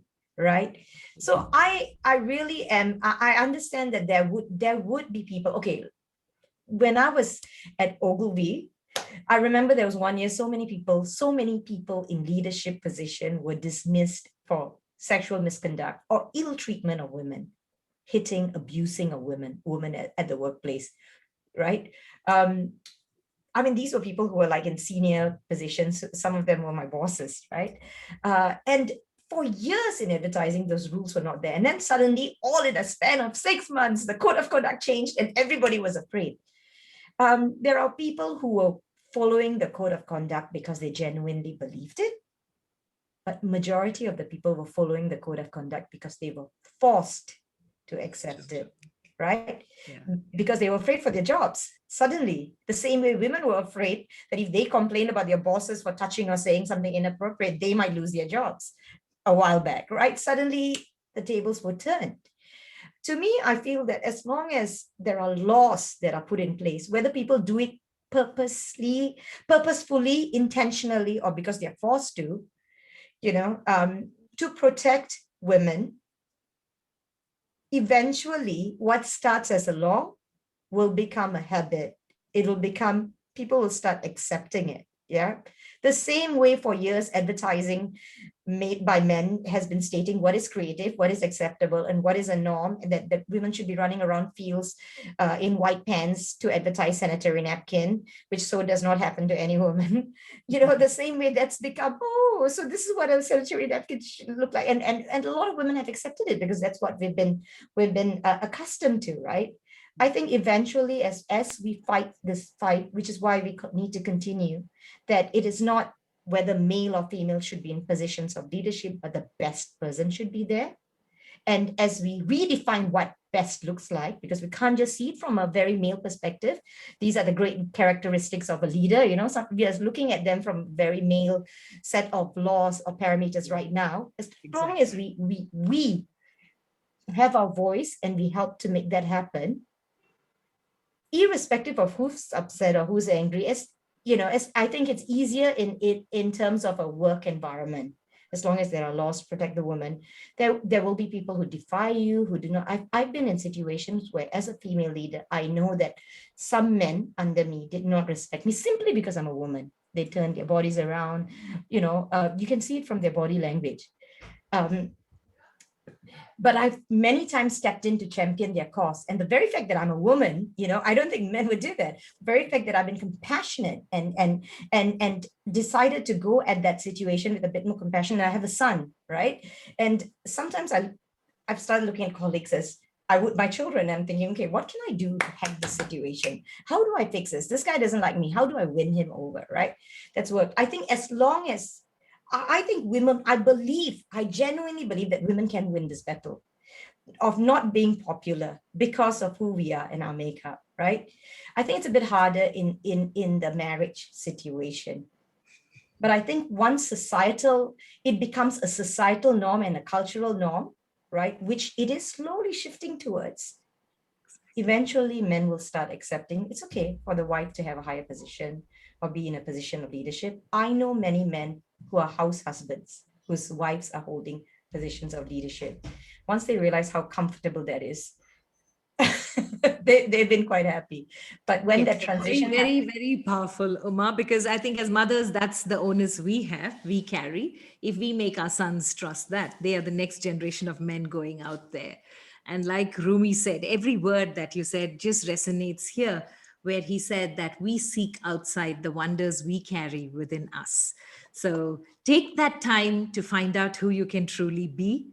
Make sure you spend that cup of tea with yourself, and once in a while, walk out to see what nature has for you. It is important. Self-care is what makes you who you can truly become. So Hina, on that note, I pass it on to you. Thank you so much, Uma and Martin. It was wonderful talking to both of you. Thank you so much, Uma, Martin, Rashmi. That was noteworthy, a very deep dive to the key topic of our day-to-day life. And Rashmi touched it, that self-care is important because it is as good as giving the world the best of you instead of what's left of you. Now coming to what's left of the summit, we have somebody who has joined in at the wee hours of the US time zone, and my utmost salute and respect to our next eminent speaker. But before we could have her, may I request Deepika Trihan to join us on the stage, please. Thank you so much, Deepika. Glad to see you back again. And may I request Rachel Duffy from USA to join us also. Rachel is a certified conscious parenting and leadership coach. Through her unique methodology, she helps parents become powerfully grounded, gain patience, and set up help each member reach their highest potential. It is a need of ours for working parents these days. Rachel helps you create life-lasting change in the parent-child relationship without using discipline or fear. Rachel also helps leaders shift from traditional top-down organizational models to a collaborative conscious leadership model. After serving in the Israeli military for 3 years, Rachel obtained a bachelor's and master's degree in law and worked as a family law litigator. She learned about conscious parenting and obtained a coaching certification through Dr. Shefali's Conscious Parenting Coaching Institute. Today, she works with parents and leaders to help them find freedom, joy, and direction in their parenting and leadership role. And at the end of the day, we all seek that. Put your hands together for Rachel Duffy. And with that, over to you, Deepika, to take forward with the closing conversation for this summit. Thank you so much, Hina. And thank you for the wonderful audience that we've had throughout the summit to absorb all the enrichment coming in from various panelists and experts. And yes, it's such a pleasure to wrap up the summit with a dear friend, Rachel, though we met very recently, but I think there's just so much of synergy and alignment in the way we think, in the way the mindset is, and the way the outlook towards life is. And which is why I couldn't think of anybody better or any other person that I'd like to, kind of conclude the summit with, because there is so much that we share, not only as woman to woman in terms of, the mindset part of it, but I think it's the life journeys that are extremely powerful, that are extremely relatable to one and all, where you realize that, you know what, I wasn't alone, and I am not alone in my journey. There are millions of people going through what I'm going through, and there is light at the end of the tunnel. So for this wrap, welcome Rachel, and I'll take it forward then. Thank you so much, Deepika, and thank you everybody who is here with us today and who will watch us on replay. I'm so honored to be here, and I agree with everything you said, Deepika. There is a deep connection I feel with you, and I couldn't be more delighted. Thank you so much for joining in the wee hours of your local time, Rachel. But so when we thought of, summarizing the summit and coming to the concluding note of it, I think there couldn't be a more powerful concept than just taking it in a storytelling format, because that's where one would realize that each panel that was put forth wasn't just planned because of the topic being interesting.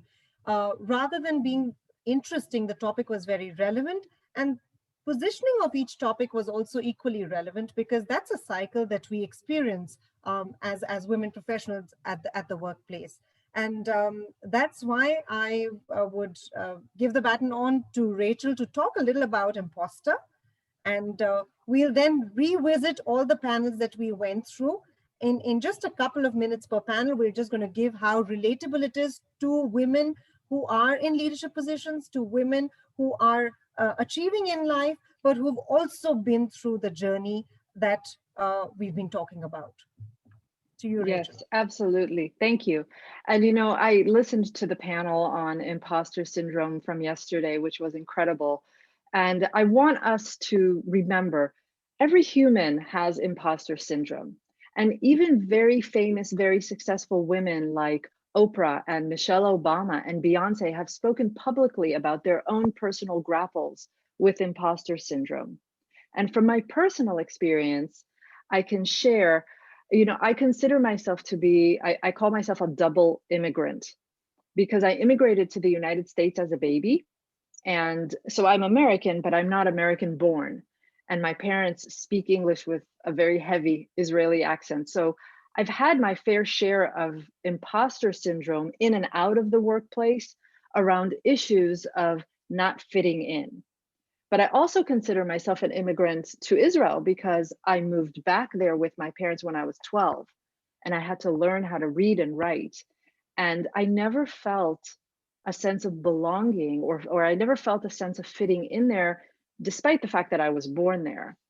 And what these experiences taught me is that I fit in nowhere, but I belong everywhere.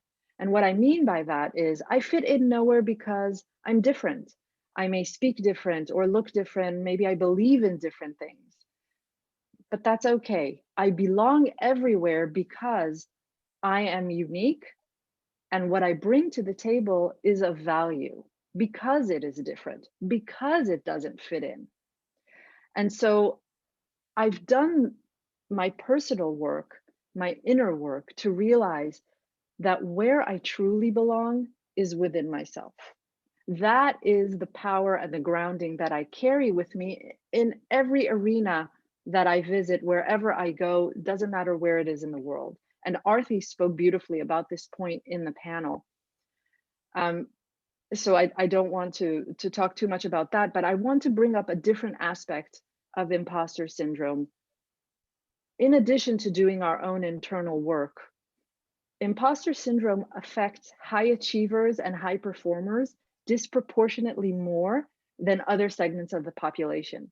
That means that we, as leaders who are looking to make an impact of the world, we are highly susceptible to imposter syndrome. And studies have shown that environments where there is little to no diversity, no inclusion, where gender and racial biases are not addressed, those are breeding grounds for imposter syndrome.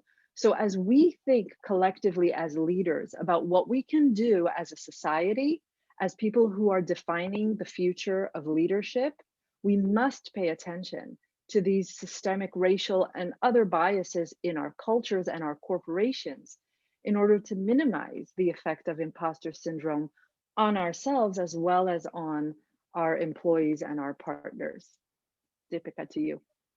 Absolutely. I think a very well highlighted point there, Rachel, that, high achievers are also more susceptible to imposter. And therefore, imposter is not something which happens to, or it's not something unique. It happens to everybody. We've got to just learn to, one, acknowledge, two, navigate. And from imposter, then we led on to biases and stereotypes and preferences. Let's face it, these are situations that women professionals in particular come across on a day-to-day basis. We do experience bias. We do experience certain kind of stereotypes. There are sectors in the workplace which are, just, I think, very blindly added on to as a women's domain and a man's domain. And there is that very silent, very subtle, but very clear discrimination in terms of a bias that is present. And one of that subtle biases is that of maternity. I remember my experience itself when I had moved abroad and I was, looking for a job. After all the visa processes and all of that, by the time that happened, I went for an interview, and the first thing I was questioned was, "You seem to be newly married, so you'd be planning your family soon." Looking back then, probably I was too young to answer that back right there and then. But today I realized that I was questioned for something that was very, very, very personal to me. It didn't belong. It is nowhere associated with my potentials. It's nowhere associated with my credibilities. Then why must I be asked something so private? And it's quite a norm because we've had these 2 days of panel discussions happening with women coming from across the globe. And relating to the fact that they are time and again questioned on maternity, on planning a family, on how many kids. You have 2 kids, that's manageable. You now have 3 kids, that's not manageable, and so on and so forth. So there is a prevalent bias and stereotype, but I think my message here is going to be that do not wait for that longer time where you look back and say, I could have taken a call then. I think we should gear ourselves to take a call now, no matter where we are in the workplace, to address it heads on, face on, and give clarity to the fact that a woman's potential is nowhere related to where she is in her life cycle. And for that, the next panel that we put forth was men as allies, and I think they play a hugely important role. I think personally also, I believe that you cannot see or visualize progress in isolation. It's got to be, the ecosystem working as a team together. And I think it's very logical. Nobody's doing anybody a favor. When we had that panel on men as allies, there were economic benefits that were, the facts and figures were out there in terms of the economic importance of women in workforce. And if we have women in workforce and in leadership positions, we obviously need that woman to have a helping hand from her partner, from her ecosystem, and showing up in support of her progress. So, I've been fortunate enough of having men as allies through my journey, be it my husband, be it, I was doing my MBA in India when we had to move to South Africa. And, but at that time, that's now 2.5 decades ago, nearly, there wasn't a system where that particular college degree was from the same institute available in a different country. So I walked up to my dean and I said that, unfortunately, I'll have to let go of this because we've got to migrate to another country. And he sat me down and he told me one thing, that the best jewelry that you'll ever adorn is your education. Don't lose out on that. But I said that, sir, I totally understand that. And I'm ambitious. I want to do my education, but it's not possible. I'm moving to a different country. He said, tell me, how determined are you to do it? I said, of course, I'm here to do it. So he said, if you have the determination, if you promise me grit, if you promise me your part of the deal in terms of, doing up all those assignments and all of that, I will try my best to. So he contacted the Indian consulate in South Africa.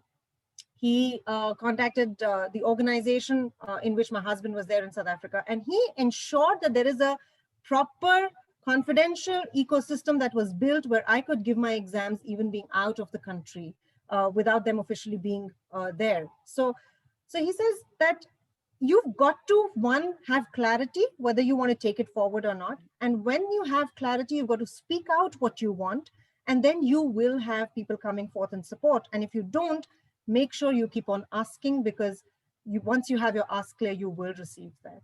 So time and again, one has had the privilege of having men as allies, and which is why, Rachel, I'd like you to share light on the significance of diversity in a corporate scenario. So, when this topic came up, I had to think back on my own career. And one of the things that was really a pivotal moment for me is when I was 18 and I was debating what I would study in university. And I had many passions, I still do. And I was a very ambitious person like you and like everybody who's listening in today. And I was watching television one evening, and I saw a segment on the news that showed the late Ruth Bader Ginsburg being appointed by then President Bill Clinton to serve as a justice on the United States Supreme Court. And the first thought that popped into my head was, wow, look at that. She's a Jewish girl and she got to become a Supreme Court justice. The next day, I went and applied to law school. And this is why I became a lawyer. Now, to be clear, my parents always told me I could be whatever I want. They never limited me, but honestly, I never thought it was possible for me to reach levels like that because no one like me had ever done it before. And there was something about seeing this woman who I could identify with. I could see her as a future version of myself. That opened my mind to the possibility that I too could reach such heights in my career. And when I look back, I had never really given much thought to the importance of role models, diverse role models, to the importance of inclusion. But when I reflect back on my own journey, I realized that there were so many doors that I didn't even know existed because nobody had opened them. It didn't occur to me, seeing another white man open those doors I couldn't relate to that. It didn't register for me that that meant I too can do that. I know that now, but when I was a young woman, I didn't. And so I think role models this is the importance of diversity and inclusion, so that there are role models for every person out there to become to reach, to dare, to dream and reach for their highest potential.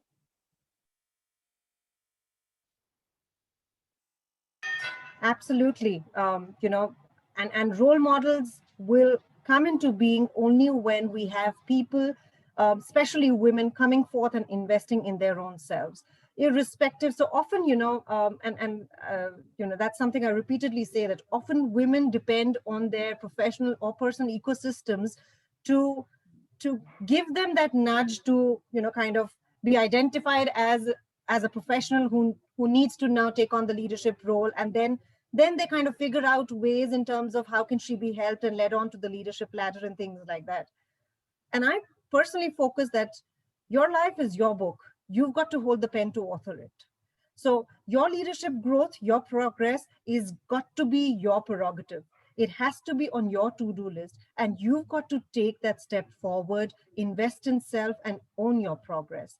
And that is where the importance of the right kind of coaching, mentoring, guidance comes into being. And a platform like Corporate Diva is there for you to leverage. But would you really want to wait on for somebody else to take that call for you? Or would you believe in yourself and invest in your growth and build yourself up, set yourself up on a leadership journey from the word go, so that the organization or your ecosystem at a later date may pitch in but you take that as a bonus. The ownership, the onus lies on you for your progress. And the next step that is after that is, once a woman is set on the path of progress, I think then is also a testing time for her, because that's the time that she juggles with relationships, balancing, creating a harmonious environment. What's your call on that? Oh, this one hits a nerve for me, because, you know, I think many of us have heard some version of looking for a work-life balance. It's positioned as this holy grail of life, you know, when you find that sweet spot and you know you won the lottery of life. And for me personally, as a high achiever and I'm a recovering perfectionist, I spent a lot of time looking for that sweet spot of balance, and I could never find it, because when I was at work, I was thinking about my personal life. And then when I was at home, I was thinking about what I need to do in the office. And it was really a lose-lose situation, because either way, I felt guilty. I felt not good enough. And what I came to realize over time was I needed to stop this search. I was putting undue pressure on myself, and I was creating unnecessary, rigid boundaries. So instead of finding a balance, I have reframed it for myself as integrating and finding harmony. And oftentimes I had been conditioned to believe that I have different hats. I have my mom hat and my wife hat and my entrepreneur hat.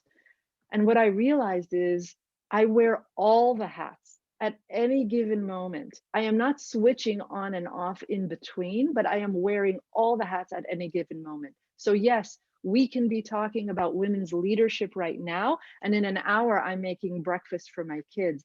And after I drop them off at school, I am one-on-one with clients. So there is this constant fluidity in and out of different areas of my life, but they are one whole. And when I gave myself permission to be thinking about work when I'm with my kids, and to be thinking about, or to be talking about my kids when I'm in a work setting, I felt an expansive space open up within myself. All of a sudden, I was in a mindset of abundance, possibility. It was like a renaissance. And I felt very grounded within myself. And so back to where, you know, you opened with this, every topic that has been covered over the last 2 days is a piece within us as women leaders that we need to integrate. The topics of these panels were not chosen at random, as you mentioned, but they are part of a cycle of work and life integration. And if I had one wish for every leader, every current and future leader who is listening to us, it would be that you embark on this path of finding integration for yourself. And I think finding that integration is imperative, because, you know, a lot of us feel guilty about our passions. You know, I mean, let's take you for example. You're in United States right now. It's just about close to 4 a.m. if I'm not mistaken, your time. So how do you kind of blend in that thing of not being guilty for your own passion? What made you join in and take that call of being there at a time which is not supposed to be a work time or even a work day? That's correct. That's a great question. I had to get very silent with myself. When you asked me to join, and I knew it was going to be middle of my night, I had to get very quiet with myself and ask, if I say yes, how will I feel when my alarm goes off at 3 a.m? Will I be resentful? Will I feel I had crossed a personal boundary? Will I feel I had said yes because I was uncomfortable saying no? If that's how I feel, I would have said no. But when you asked me, and I got very silent with myself, and I thought, how am I going to feel if I say yes? And I also asked myself, how am I going to feel if I say no? And the answer was, if I say no, I would feel a little sad. I would feel sad that because of time zones, I didn't have an opportunity to be with you and to be with all of you. And on the flip side, I thought, if I say yes, when my alarm goes off at 3 a.m, I'm going to wake up, jump out of bed, and I'm going to be excited.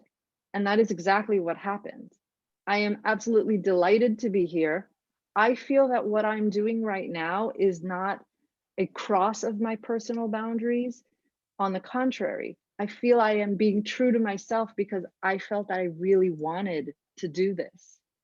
So I think therein lies the difference.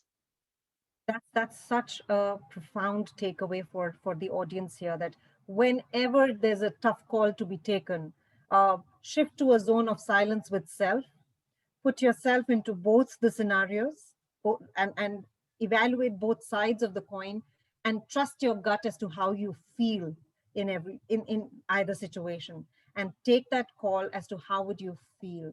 I'm so glad your voice resonated for being here at the summit, and it's been such a pleasure, Rachel, talking to you, interacting with you. I mean, there's such a vast knowledge base that you come with, because there must have been a lot of input gone in becoming a litigator, and then to take the call to become a coach, and that too on parenting and relationships. I'm sure there's a body of studies, body of work, hard work that's gone behind. But what's that translating into is something beautiful, where you're helping people, enabling them gain harmony in their lives, because you understand yourself what chaos can be, and how important it is to get the chaos out and embrace the calm. So thank you so much for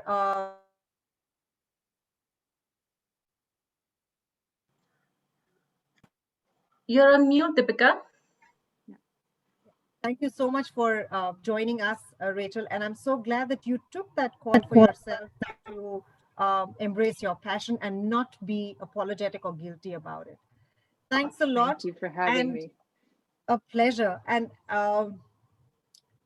the entire summit has now come to an end.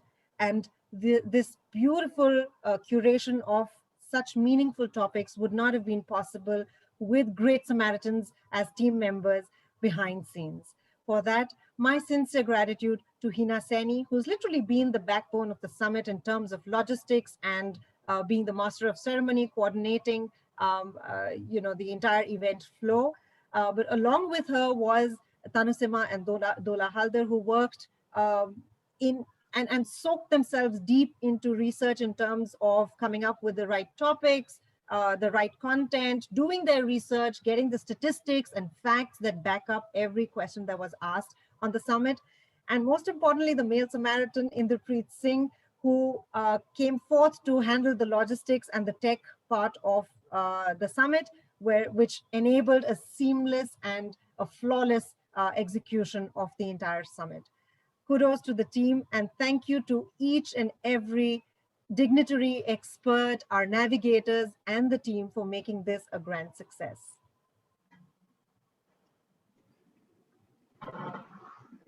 Thank you so much. Thank you so much, Deepika. Thank you, Rachel. Thanks for joining us. Thank you, Rachel. Thanks for joining us. Thank you so much, everyone. With that, we close the summit. Thank you, Deepika, for your seamless support, always and beyond.